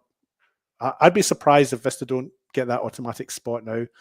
I just also wanted to touch on the 2 teams at the bottom who provided a bit of an upset. Cove managed to get a 2-2 draw with Adelaide Jaguars. Jaguars, of course, were the team that were coming off a win against Vista. Yes. Or a draw against Vista. Can't remember. Win. So back down to earth for them. Cove getting a share of the points there. Gracie Curtis scoring again for Cove. Keep your eye out on that name. Keep your eye out for that name, to say. And South Adelaide also down near the bottom of the table, getting a 1-0 away win against Modbury Jets. So Ben Dale's team there getting a bit of an upset win there. It doesn't really do much at the bottom end of the table. They're still 4 points adrift. South Adelaide are still 4 points adrift of Elizabeth Grove, who lost after having gone through that little winning streak. In the last 2 weeks, they've drawn 1 and lost 1. So Grove slipping up again. This time losing to Western Strikers. So it doesn't make much of a difference at the bottom of the table, but just those bottom 2 teams just picking up points here and there, showing the teams above that they are still a threat, and the season's over for them. They're not going to win promotion. But good to see them picking up points, those 2 sides at the bottom. I think you covered that pretty comprehensively yourself, David. I think we're good to move on. We'll go on to State League 1. West Adelaide with a 1-1 draw against Sturt Lions. Cumberland a 4-1 win over Adelaide Cobras. Adelaide Blue Eagles losing 3-2 to South Adelaide. Salisbury United playing out a classic against Cove, a 4-3 win there. Vipers a 2-1 loss to Fulham, and Adelaide Olympic a 2-1 win against Pontian, who did go up a goal, but then had a player sent off and ended up losing that one. We'll go Alessio. Starting with you. Yeah, I thought it was an interesting one, the West Adelaide versus Sturt game. It was actually quite even. If you look at the chances, disallowed goals, missed penalties, fairly even across the board. Talking to their players and their coach after the game, they were happy with that result there. It just adds them another point and keeps them unbeaten for a few matches as well. And it's a tough away place to go. So to pick up a point there is not too bad. Rodriguez missing a big chance there to get 2-2 in his first few games for Sturt, but a rest scorer in Lessie there. But I think it was a chance missed for West Adelaide. Over the course of the game, it did look like they were second best for most of it. They ended up missing a penalty late in the game and then obviously scoring as well. But it was interesting as well to see the keeper change for Sturt Lions. Josh Kavanagh was brought in this week, and I was told it was due to an injury from their keeper, Zalan, who apparently as well didn't inform them that he was injured in the first 15 minutes against Cobras last week. And then at the end of the game, he told the coach, and then he said, "Okay, well, you can't play next week then." So they put Josh Kavanagh in, which was good to see. And the other one I thought was interesting in the state leagues was the South Adelaide win at Blue Eagles as well, where we talked about it when they were on the show, and they tell us themselves that they're not very good at home for some reason. And another interesting game where the goals that were scored are actually quite good quality, like some really nice headers, and the Silva goal later on is some great dribbling in behind through the defence. And then I'll just mention quickly the Matt Taylor goal for him to lead the charts for Salisbury United in their club's history of goal scorers with 58. But I'll let Seb talk about the rest of that game in detail. But yeah, that's the other ones I would talk about. But if you go back to some of the Blue Eagles goals there's that last header, I think, from South Adelaide is an absolute peach of a goal. Just getting it up for you now. I missed it, but we'll go back and see it. Yeah, as you said, we did speak to them a couple of weeks ago, and yeah, that home form just continuing not to appear for them there, as we see that goal in from them. Mark, we'll go to you. What caught your eye in SL1? Cumberland continue on their merry way. They had a real dip in form, which we highlighted only a few weeks, well, actually probably 5 or 6 weeks ago now, how they were really starting to struggle. I think since then they've actually won 5 on the bounce, and they effectively made light work of Cobras in this match, ending up winning 4-1, and that has put some pressure on Cobras. I believe they have got a new coach as well. So they had an interim coach. I think it was Enzo. I can't think of his surname. But I believe as of Monday this week, they have instilled a new coach for the remainder of the season. So we'll keep an eye on that. But yeah, so very interesting. Cobras have also picked up I believe they might have picked up another player from Burkalla during the week or last week's trade window or transfer window as well. So quite a number of former Burkalla players. And I think it was Scambia Terra. I think someone told me it has gone across to Cobras. But Cumberland, like I said, I think it's 5 wins now on the bounce. And this was a nice finish too. Just look at that. Oh, yeah, absolute perler of a goal there. And actually a number of Cumberland's goals of late have been absolute peaches from outside the box. I think the other one is Fulham and Vipers. Fulham taking 2-1 win over Vipers, but I believe now with South Adelaide win, that has put Vipers into relegation. So South Adelaide are clawing themselves out of that relegation battle, or in that of the zone. Sorry, they've been at bottom of the table for a long time. They're now in the bottom 2. They've now got out of that, and Vipers have replaced them after their 2-1 loss to Fulham, and Fulham again just sort of in that mid-table area. And the other result, obviously, Adelaide Olympic beating Pontians 2-1. Olympic just each week, a little bit of inconsistency around Adelaide Olympic. They're still in that mid-table area, but they're rebuilding. They got relegated last year, so they're having to rebuild. And obviously, they're going to take time in doing so. And yeah, like I said, they come away with a valuable 3 points against Pontians, who I'd say are now in a position where that would probably see them. That's them done for the season. I'd say they're 9 points from safety, 9 points from safety effectively at the moment. And I just can't see them getting out of it, unfortunately for them. So that's everything I had. It does certainly seem that way at the moment. David, anything from you? Yes, I found the notes that I'd written up, and everything that you guys have mentioned has already been covered. So I don't know why. it was right. It was right next to the quiz scoring system. Yes. In my Hey Seb, confidential. a South Adelaide better without the rideouts. Here you go. There's a question. Bang. Well, did we not speak about this maybe last week, that it was brought up as Mark? Maybe even you brought it up as a possible subject. It was suggested. Wow. Okay.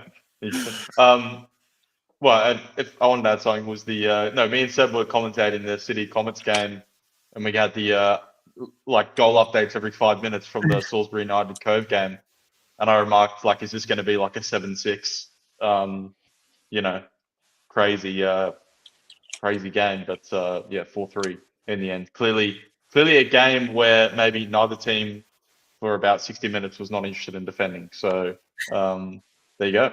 Okay, just to finish off, it's a very funny you say that. result. The marking's pretty poor in that first one, and I've seen some of the goals as well, and the marking has been poor on some of them. That's for sure. The coin goal is unbelievable as well. Yeah. Yeah, I was just going to add Again- this. Salisbury tend to have these sorts of results every couple of weeks. I'm not sure why, but it is just sort of a tendency that every now and then they will just have a bit of a wild week of a match where it does finish a 3-3 or a 4-3 like it has here. And yeah, I think probably one of the most entertaining teams that when I get to watch them play, normally put on a show. I mean, me and Antonis were there early in the year for their game against Adelaide Olympic, which finished 3-2 or something, or 2-1. I can't remember exactly what it was, but again, it was another sort of late comeback from Salisbury. And like I said, they just tend to turn out these results out of pretty much nowhere and for no reason in particular. So keep it coming. And for Matt Gaston and his sake, as long as he wins them, I think he'll be fine with it. Well, I was going to say, Sam, you're spot on there. Matt Gaston will coach to win.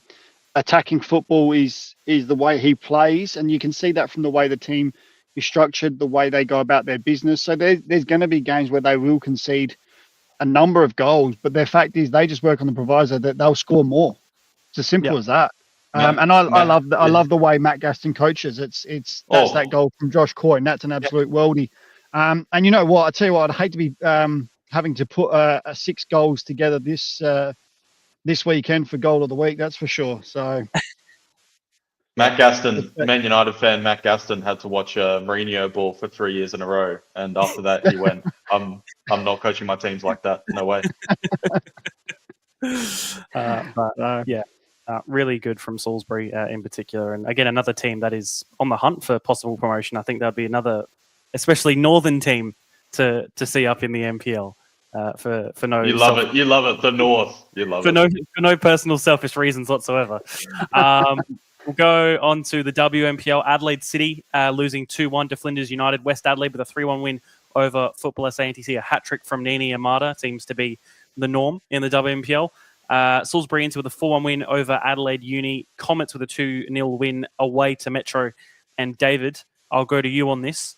Campbelltown, 7-0 against West Torrens Burkalla.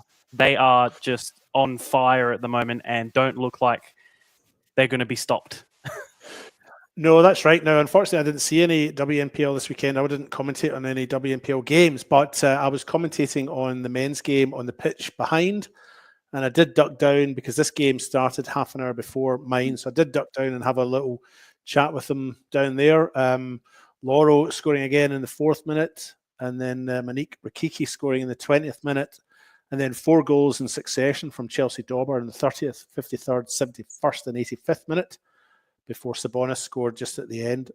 In chatting to the Campbelltown group, though, I mean, look, they're thoroughly enjoying this little period of success they're having. They've obviously invested heavily in their side as the season sort of draws towards its end.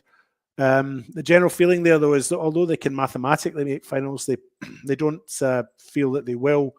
To do that, they would have to catch Metro United, not Metro United specifically, but the team in 5th currently is Metro United on 21 points. And Campbelltown are sitting down there on 14. They've all played 14 games now, so they've only got 4 games to go. I think they play 18 games, so they've got 4 games to go. 12 points up for grabs. So they can mathematically still make it, but that would rely on NTC and Metro United dropping points, as well as the teams immediately above Campbelltown. That's Burkalla and Flinders. So it's unlikely they'll make finals. So this sort of dash towards the end is, at least I would think and expect, going to save their WNPL season. I would imagine this will be enough for them to stay up. But they'll probably miss out on finals football. So it's been great to watch them. They've been an enjoyable group to sort of wouldn't say spend time with, but I've commentated in a few of their games, and they're a great little group of players and coaching staff as well. And thoroughly enjoyed getting to know them. So that's Campbelltown this week. Adelaide City, just to touch on them. I mean, I know you guys cover that game, and maybe you guys will expand on this, but was that? No, continue. Got a lot of thoughts. Anyway, keep going. Yeah.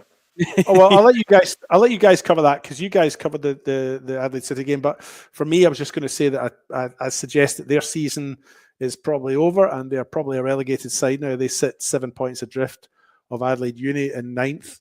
But Uni, I sort of expect Campbelltown to continue their little run, and therefore the second bottom spot, which will end up in a playoff with the runner-up in the WSL in the league below, will probably be one of Flinders United or Adelaide University now.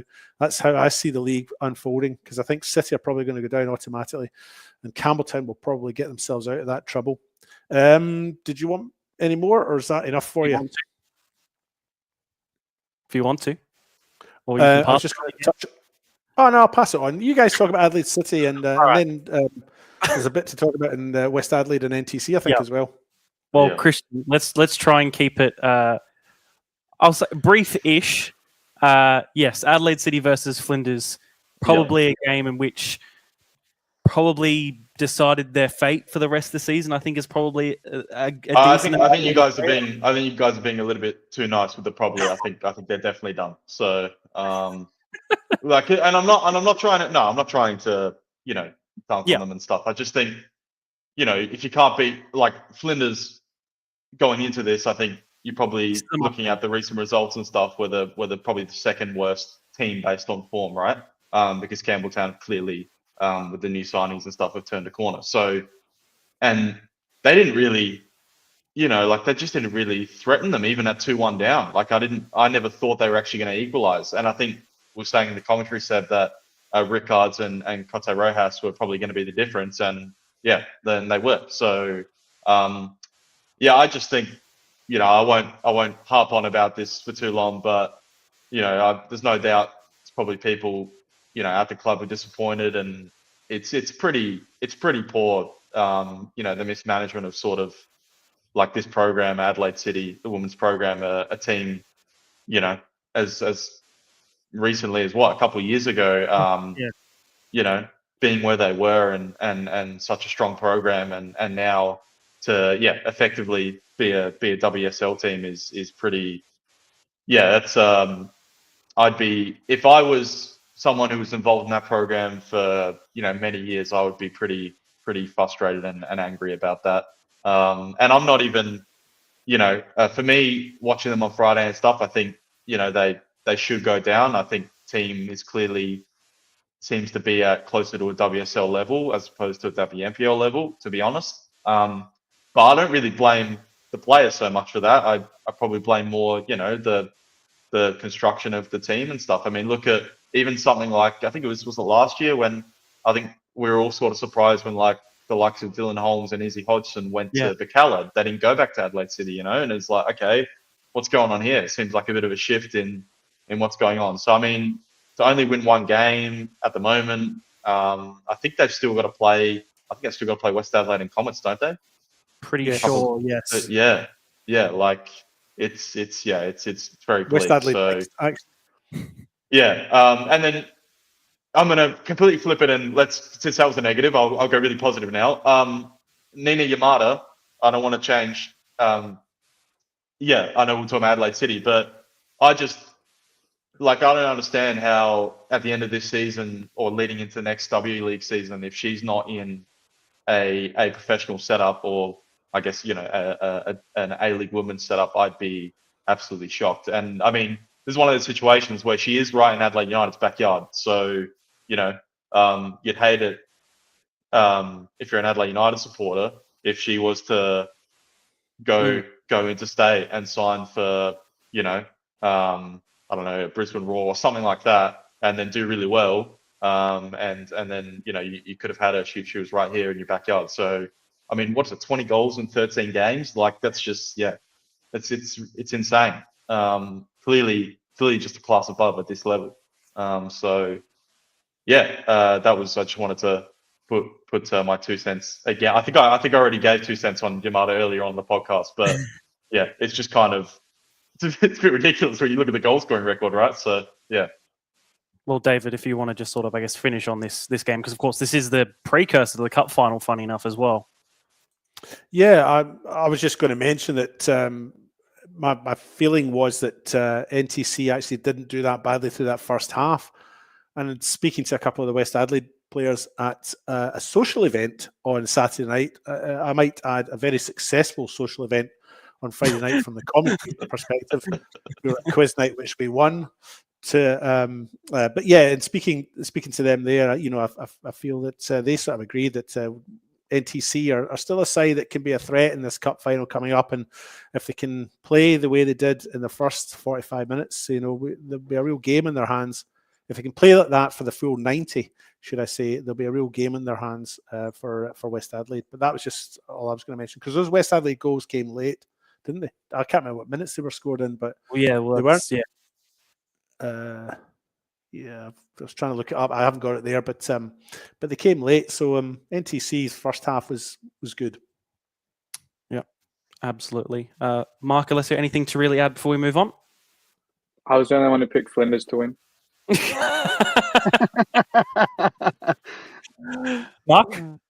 Technically, I said before the game, I said Flinders. I think I did say Flinders 7 on the commentary, didn't I? So yeah, I'm going to claim that as well. Well, you've got to claim all of them, man. As soon as you say it, you've got to claim it. That's for sure. Yeah. No, I just wanted to sort of say, yeah, Campbelltown don't look like they're probably wishing they could have started the season as they are playing now, because I'll tell you what, they'd be up near the top somewhere, that's for sure. But no, I think everything was covered. And yeah, I do fear for Adelaide City. It just reminds me of Fulham all over again. And their women's program, which is now non-existent. So it does worry me for Adelaide City's sake. Yeah, I think the parallels are a little bit there. To be honest, it's scary how they're there. I was just going to finish off as well. You were saying about how Campbelltown wish they were sort of playing this football that they are now at the beginning of the season. They're just now finishing them.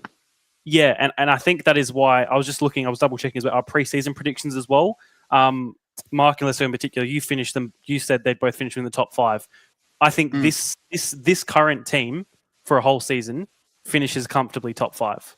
Oh yeah, just definitely. To bring up, I think the start of the season doesn't help, but I think the predictions that you two guys had, because I think I said they'd finish 8th, and David said they'd finish 9th in that relegation playoff. I mean, they just beat basically a finals contender 7-0. So yeah. Exactly. But yeah, just another. And it's not just down to the players. I think they've been playing relatively good football all year. Yeah. They've now just got those players to get them over, get the positive results where they might have lost that game by 1 goal late or something like that. They've now got players that are the game changers for them in your likes of Dorber. Yeah, you've got to bear in mind though, at the start of the year, when we do these predictions at the start of the year, we've got no idea. There's no form. We didn't even really know what players they signed. And the other thing to bear in mind as well is that I admired Campbelltown from round 1 because I covered them when they played Met United, I think, in the first game of the season, and I just got a real positive buzz from them. Thought this is a group of players who just have something about that squad was just right. But they didn't win any games for ages. I think their first win was against Adelaide City, which was another game that I'd commentated on about maybe round 5 or 6 or something. So they had a really slow start. So initially they weren't looking great, but it was, I think the fact that they clicked or the opportunity that they would click was always there. It just took them a little time to find their feet at this level. And the new signings have definitely made a difference. I mean, Chelsea Dorber scoring 4 goals, so that's obviously it's a 3-0 win if without Chelsea Dorber.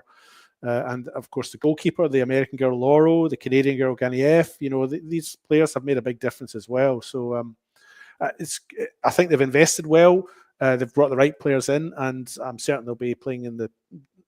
There's not going to be any relegation doubt for them. They probably won't make finals. I predicted finals as recently as about 3 weeks ago, but I've lost a bit of faith in that. But what a great group, really, to see in the WNPL, and a contrast to the likes of Adelaide City in terms of even body language when you see Adelaide City come out. When I've seen Adelaide City come out, that game when I saw Adelaide City playing Campbelltown, I don't want to go on too long about this, but that game, the body language between the two sets of players was really quite noticeable. Campbelltown came out almost skipping, and Adelaide City sort of came out going through the motions. Felt like they were going through the motions. So, He felt like even like the point around like someone like Chelsea Dorber, and I think really all the leagues here locally are like this, and I even think like the A League and the A League Women are like this too. You just need like one or two difference makers to take you from down here to up here, and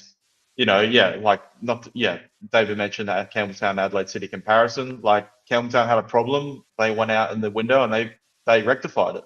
Adelaide City didn't, and that's this is what happens. This is the result.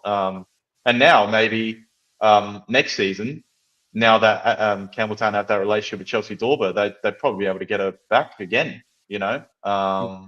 So yeah, it's interesting to draw the parallels. I know Mark was talking about the parallels with Adelaide City and Fulham, but even the parallels just between two teams that both looked like they were going to be, neck and neck towards the end for relegation, and then you see the difference that a few players can make. Campbelltown are beguiling enough that I reckon they could probably get Matt Dauber if they wanted.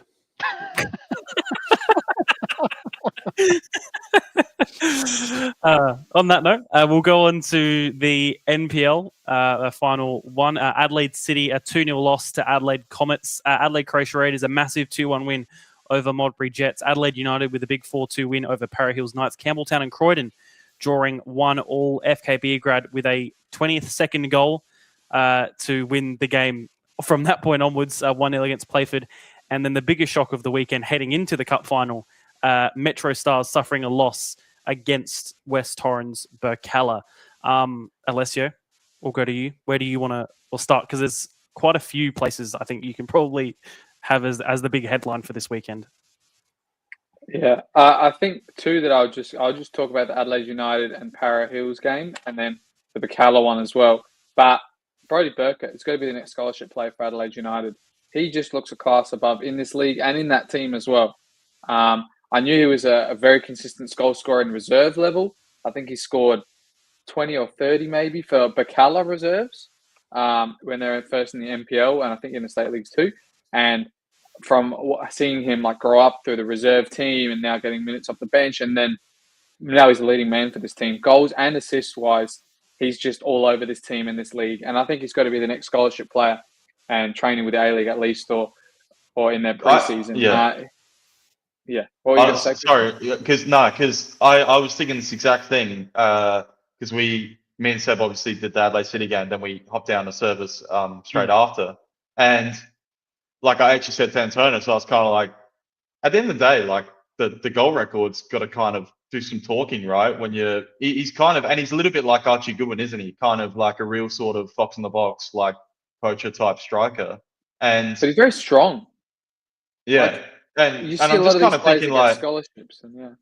But could he be like maybe next A-League season, like basically post January, we could actually see him getting minutes off the bench for the first team? Like at the end of the day, because you might look at it and think, well, he was a reserves player a year ago, but who knows? With some of these guys, like their development can just go from, it could just skyrocket like over the space of, 12, 18 months. And he might be one of those players. So it's definitely one to keep an eye on, because at the end of the day, if you're scoring a goal a game in the NPL, and even if you start slightly outscoring that and you're like a goal every half game or something crazy like that, then, you have to that has to carry some serious weight if you're talking about, A-League minutes. But definitely Alessio for sure, like a scholarship deal, yeah. Like he has to be in line for that for sure. He's just totally taken that opportunity by the scruff of the neck. Yeah, well, the thing I note about him as well is he's very versatile, and he can do things that a lot of the other young players coming through can't. Like, you've seen his dribbles there, you've seen his footwork there. In my opinion, I don't think that Jovanovic can do that kind of stuff. And then you think about some of the other young players who got scholarship deals, your Nicola Amlani Tatu. See, sometimes they're out of the game. He'll still come deep, he'll pick it up. I remember seeing him at Mount Barker when David and I commentated that game against Playford. And he'd just pick it up anywhere. He'd get in the deep and pick it up. He's very strong as a number 9. Doesn't just rely on balls in behind to go and chase. And I think he's very different, but very suited player to make the step up to the NPL. And even the body that he's got now, training full-time fitness program as well. He's stronger. Looks like he's a bit slimmer as well from when I remember him playing for Bacala as well. And he just looks like he's really fit into their system and is really progressing towards a professional player. The other game, the Bacala game versus Metro Stars, is funny to note. The only goal, obviously, this wall from Metro Stars. You can buy all the best players in the league, but if they don't know how to set up a wall and give you the option of where it's going to go, I mean, what can you say? It's a descending wall into the bottom right corner. Keeper probably shouldn't be beaten on that side, though. I know, but I don't know. That's a question for Mark, but yeah. But I just think that even Connie said it on the commentary as well when it was up there. But I didn't get to watch much of this game. But for Bacala, they can really defend well. And for Metro Stars, as I said, their attack is probably their least like dense part of their squad. I mean, they use those front 3 and use them every week, and they don't really substitute a lot of players into those positions. But at the moment, I guess he's missed a couple games, Windsor. But I think maybe you should give Porter more of a go off the bench, just to try and spice things up. I mean, that was an early goal, and I think he had a lot of time to change things there, and they kept the same. And yeah, I think it's a massive win for Bacala, who've just gone on leaps and bounds, talking about them as a possible relegation team. Remember, they've only been promoted this year, and they could be even like sneaking in to coming up on that 6th spot now. So I think they've done really well in the last couple of weeks. And obviously, we said at the start of the season with all their signings that how they're going to adapt, who's going to maybe miss out. And it's interesting to see a couple of their players head out for the last couple of games into other State League 1 teams as well. And yeah, and they've got a few long-term injuries as well. But I think it was a very good win for them. Who was to go next? Talk about the City game if you want. Okay, Christian. Back to Adelaide. What is the question? What happened more in the game on Saturday? Luis Laurentanzio being offside, or the Comets bench protesting insignificant refereeing decisions? I wonder what happened more. That's the question. Maybe someone can go back on the stream and have a look. So no, but on the game itself, honestly, it's probably 2 weeks in a row that I haven't really been that impressed by Adelaide City. I know they beat Modbury 1-0 last week, but I think that probably said more about Modbury and where they're at than Adelaide City. And this was an unbelievable ball by Jaden Labasso, absolutely perfect cross. And young Jake Ellenberger. I think me and Seb were both pretty impressed with how he went up front. And he actually, you could tell because we had the Adelaide Comets bench obviously right below us. And you could get the sense that they were very, very, very impressed with his effort as well on Saturday. But yeah, City, I think they've only won 3 of their last 8 or something. I think we were going through this like after the game on Saturday. So, if out of that top 6 right now, who's in there, if you had to bet on could Campbelltown or Bacala or Comets, who are now, speaking of Bacala and Comets, they've both kind of now they've kind of taken themselves out of that relegation mix a little bit more and maybe entered that top 6 mix and that conversation. I think it's interesting to kind of see Adelaide City now moving forward. Can they finish strong in the last 5 games, or because they've actually got negative goal difference as well. They're the only team in the top 6 with negative goal difference, which is interesting to note. They're definitely a team to watch. Maybe as potential one that could slip out of the top 6. In saying that, they've got quality players who could still, for sure, rip off a couple of wins in a row and stuff, and get them, sort of where they need to be come the end of the season. Mark, any points you want to touch on? Yep, I'll jump to the bottom of the table. Modbury losing was a big loss for them. They lost to Raiders. Raiders now jumping into 11th spot, which a few weeks ago it didn't look like it was going to be an option. Now they're in the cup final. They're getting results.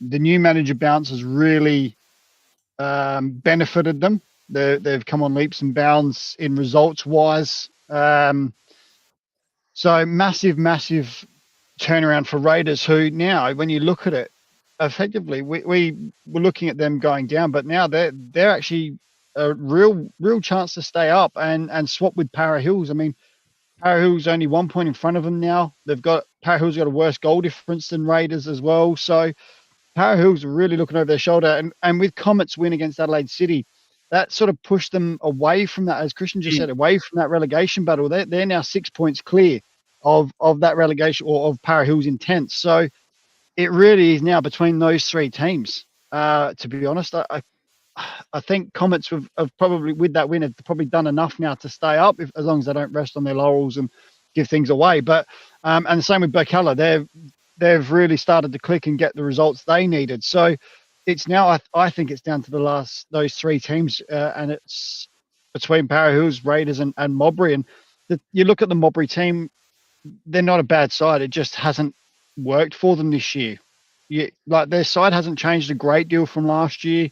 A couple of players have come in, but it's the same coach and whatnot. So it's one of those things where it just doesn't seem to be clicking for them this year. It's not quite working. They've had players out through injury, and so it's one of those things where it just hasn't clicked for them. But like I said, those three teams, I think now it's between those three, and I think, like I said, the win for Comets and Berks on the weekend, and the positive results they've had over the last few weeks, is probably enough to keep them up now.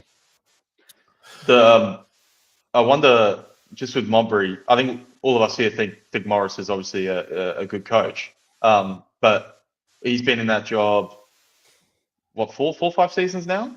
Probably this would be 2022. Yeah. Yeah. Oh, yeah. So, and like, I don't, he's obviously he's done some great things with that team and stuff. And I'm sure his next job, regardless of what happens here with Mowbray, he'll still be in the NPL and stuff. But you do wonder, obviously with some coaching situations, if like the players maybe, of course.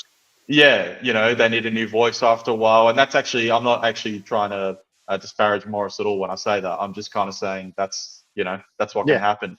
The other thing too is, which we see all the time, we see this in leagues like the A-League as well. Teams just get their recruitment wrong, and all of a sudden you've gone from being up here to, and then maybe a few injuries, and all of a sudden it's kind of like, you're having a bad season, and things are kind of nosediving, and they just seem like they're having one of those seasons.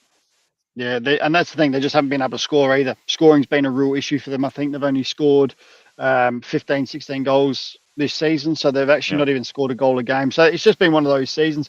And lastly, obviously, the only other thing I want to talk about quickly was Croydon and FK Beograd. They've Croydon sitting in second. They had a draw on the weekend, but still sitting second on 31 points. FK Beograd getting back to winning ways. They've fallen off a little bit just of late, but climbing back up into third, or staying third on 30 points. So both those two teams having great seasons. Beograd stuck with Adrian Deloya this year. Turns out to be what a great move it has been for them. And Croydon obviously bringing in George Sonis this year, and it's been an absolute masterstroke for them. Absolutely. David, we'll finish off on you for the results. Okay, I'll try and be really brief. I've just actually sent you a wee picture. I just wanted to talk about Seb as well, just about that free kick in the. Yep, we'll bring it up now. While you're looking at that, I'll just talk quickly about Croydon and Campbelltown. It's a game that I covered at the weekend. Jordan Elsey scoring his first goal for Campbelltown in the 8th minute and celebrating, doing that emu thing. that was quite nice to see. But just also wanted to make mention of Luke Klimek, who just seemed to be everywhere in that game. He was, I don't think the guy was lost. I'm sure he knew where he was supposed to be playing, but he just seemed to be everywhere. The ball through to Luke Klimek, which he took down deftly with one touch with his right foot, and then chipped it over the top of Luca Maggetto as he raced out, was just sublime. Here it is. Here you just see this first touch. Look at that, brings it down, then chips over the top. It was just a thing of beauty. So I just wanted to shout out to Luke Klimek for that finish and Balmapor's ball. The other player that quite impressed me was young James Alessio Carocci.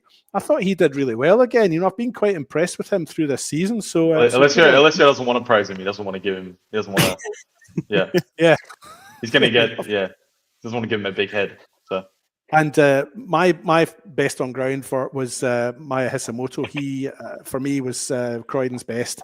Not head and shoulders above everybody else, but certainly stood out. Now, Seb, I just wanted to touch on this free kick because I know it's come in for a bit of criticism. I've just sent you a still shot there.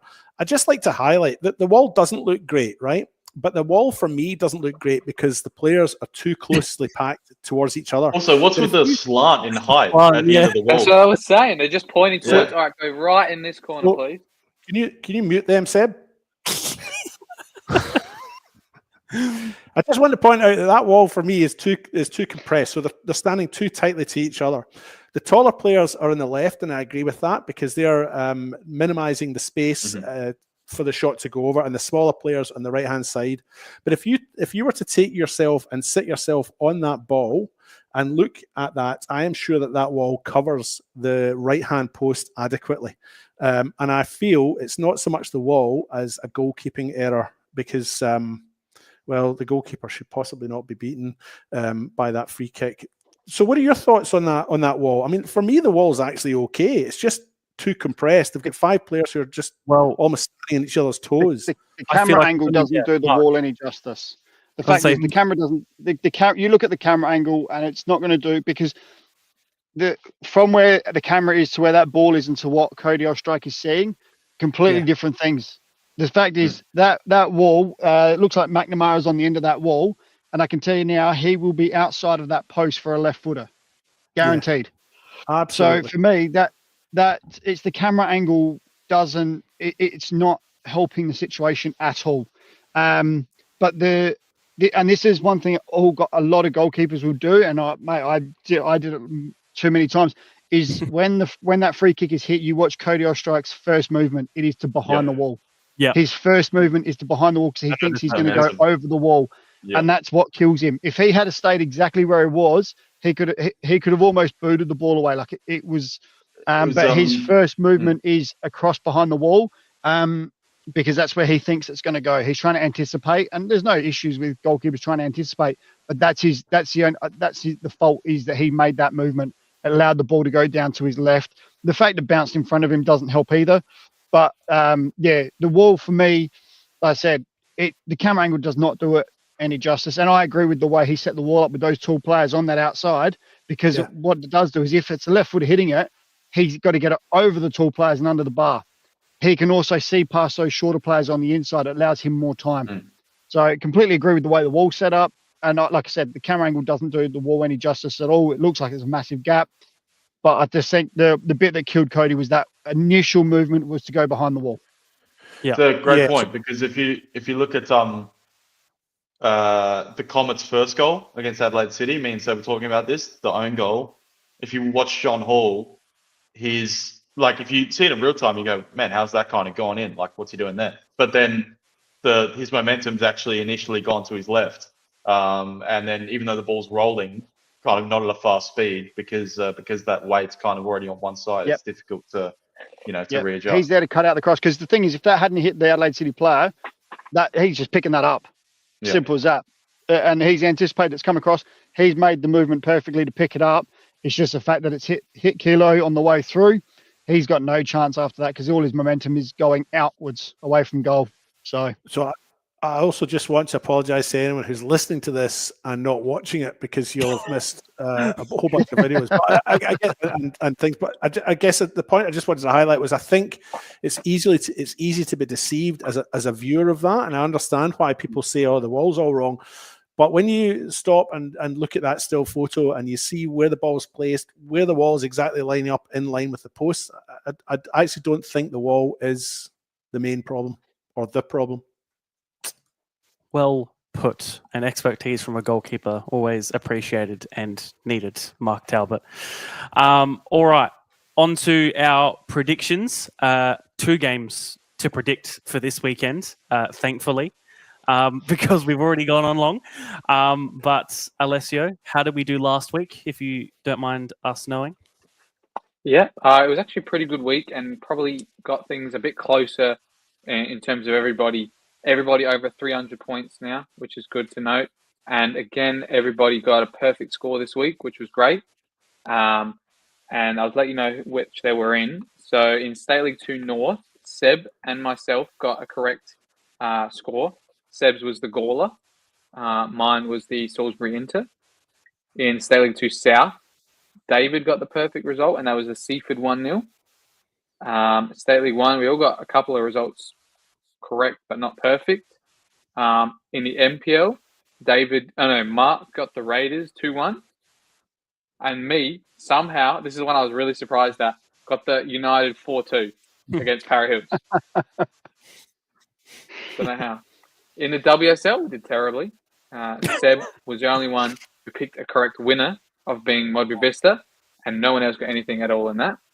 In the WMPL, Seb got Salisbury Inter's win correct, and David and I both had 3-1 West Adelaide Women, which was correct too. So that brings the scores. Seb is back on top with 321. I am now second with 319.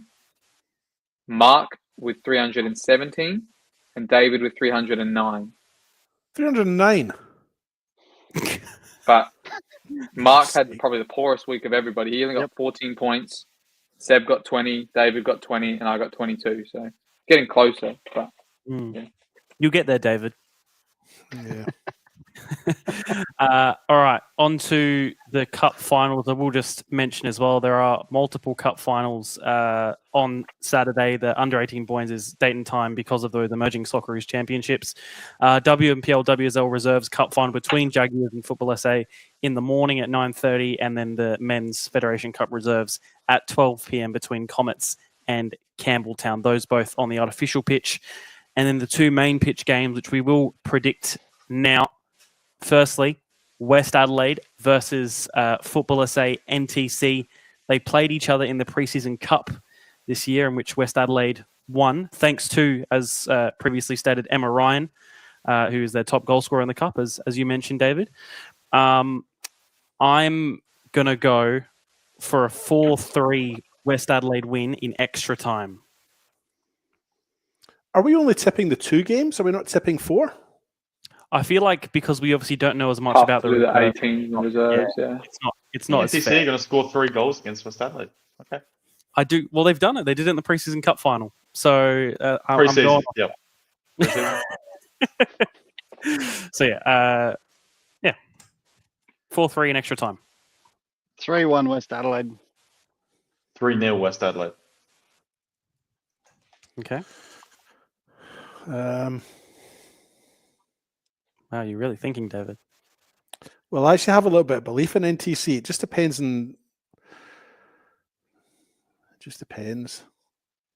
Does depend. That's what football is. Depends on a lot of factors. Yeah, I'm going to go my good old favourite 4-2 West Adelaide. I'm going to go for a West Adelaide win, but I'll actually take it to penalties. Okay. So what will the full-time score be, you think? Will be a draw? It'll be 1-1 after 90. It'll be 2-2 after 120. Another one of those Nicole Blackett own goals in the 119th minute. And then it'll go to penalties, and West Adelaide will win on penalties. Okay. I'm feeling a lot of weird sort of confidence in NTC for a team that lost 6-1 to Comets, lost 2-0 to Flinders, and drew with Adelaide City. But you didn't see their first half. But you didn't see their first half against West Adelaide last week, did you, Christian? I didn't, but they still lost 3-1, David. But I don't, Oh, if you're just basing it on scores, then West Adelaide will win this one 3-1. If it's just based on scores, I'm combining previous result with also previous form, which doesn't seem to be too great. Extra time and penalties. You mark my words, young man. All right. I will, and you can mark mine.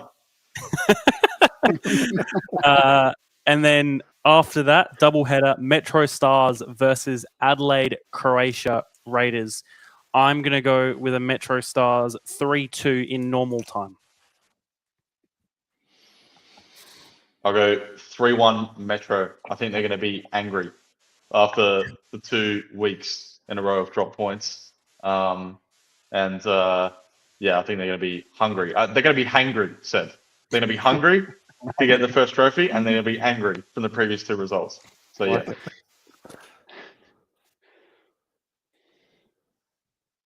Okay, this is where now someone else gives their prediction. Nobody wants to go. I'm going 2-1 Metro normal time. Okay. David and Mark really just aren't feeling the cup final. I'm going to go for... Mark's got those Raiders loyalties are like the kind of... They're weighing on the mind. I just think a cup final at a neutral venue, I just don't think it's all just based on league form. How did Raiders do at the weekend? They won again, did they? They won. I was told by someone that I think Croatia have a 100% record at Service FM obviously in cup finals. I think since it's obviously they beat Para Hills, they beat Beograd. Sorry, in cup finals to be precise. Sorry. Oh. So not at Service FM, just like in cup finals in general. No, at Service FM. Cup final or finals at Service FM, I think. Yeah. Okay, so like promotion finals. Yeah, that's what I reckon. Don't you think it's like if they win, they can't have both a cup win and safety from relegation? I feel like they're only going to have one. They get a cup win, they'll be I think if you ask them, they'd probably take the cup. And all right, we'll go down for a year. It's all right. We'll come back up. You know. Are Raiders missing players? Yeah. Are they missing Corbo, Jai King-Byrne, Anthony Costa? I believe they were missing them all on the weekend as well. I think you and David are just stalling at the moment to not have to predict because me and Alessio we're pretty not at all. I'll go first. I'm happy to go first.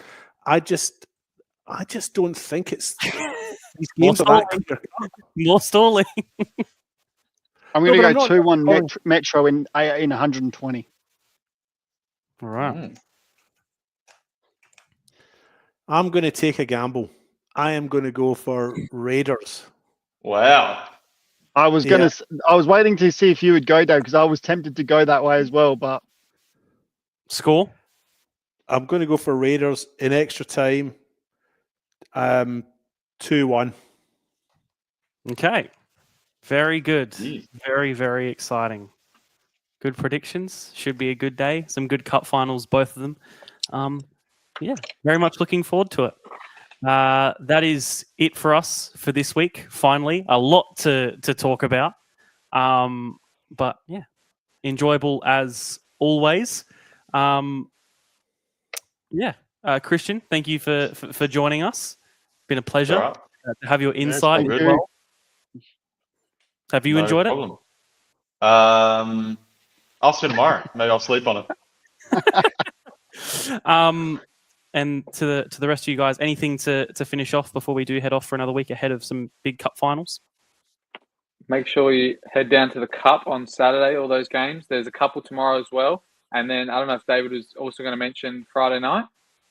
We are all going to be at Cove.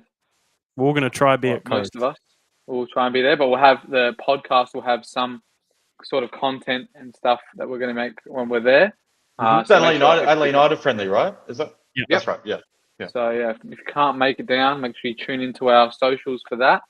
See what we're posting, but if you can, make sure you make it down as well. It should be great to get a lot of people out at that venue as well. And also parking situation at service on Saturday. Park 3 kilometers one walk. maybe that's why you get there across for the 18th Rezzies. Yeah, nice and maybe early. just get in there at 9 a.m. and it's a good excuse. It's actually, maybe it's FSA like reverse psychology. We're going to create limited parking so people have to get here and watch all the games. Yeah, could be. Fair enough. David, Mark, all happy, all done? Just a quick mention to our quiz team from the weekend. We obviously had a bit of a win at West Adelaide. I commend the people who organised it. They did a very good job. Lily DeCola, Nicole Blackett, Jackson O'Donnell and Dion Kirk were the hosts for the night. And a jolly good night. So thanks to West Adelaide, and thanks for the prizes for the winners, the justified winners. And enjoyed it. So I was just going to mention that. David, there was also a specific individual performance on the night that was pretty incredible. I don't know if you wanted to mention that. You don't have to mention. Bit of a lightning round of questions, I think, from memory. Yeah, you're talking about Johnny's thing. No, did Johnny answer any of the questions? Alessia, you're talking about Antonis's thing. I'm not sure what you're talking about. Anyway, just before we go, I just wanted to photograph. Everybody smile for posterity. Everybody smile. I don't know what's happening. I don't know what's happening either. What was that for? Oh, okay. For us. Just take a picture of you. Fair enough. Mark, anything from you to finally finish us off? No. All right. I don't think you could have said that more quicker. Yes. Thank you. Thank you as always for watching and listening. Has been a long one, but a big weekend had in terms of results and a big weekend coming ahead. We always think they're going to be shorter, but they're not. So please, thank you for sticking with us if you have the whole way through. And we'll see you next week. David's already gone. So that's really good to okay. He's extended the podcast length with his single of the week.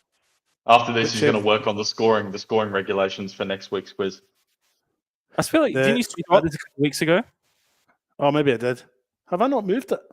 Scotland 1982 World Cup squad. We have a dream. Perfect. And that dream is... No, mate. Anyway. All right, we'll finish. Thank you for joining us. Been another good week. We'll see you on the weekend. We'll be all around the place. Watch the football. Watch the everything. Go Australia. Go South Australia.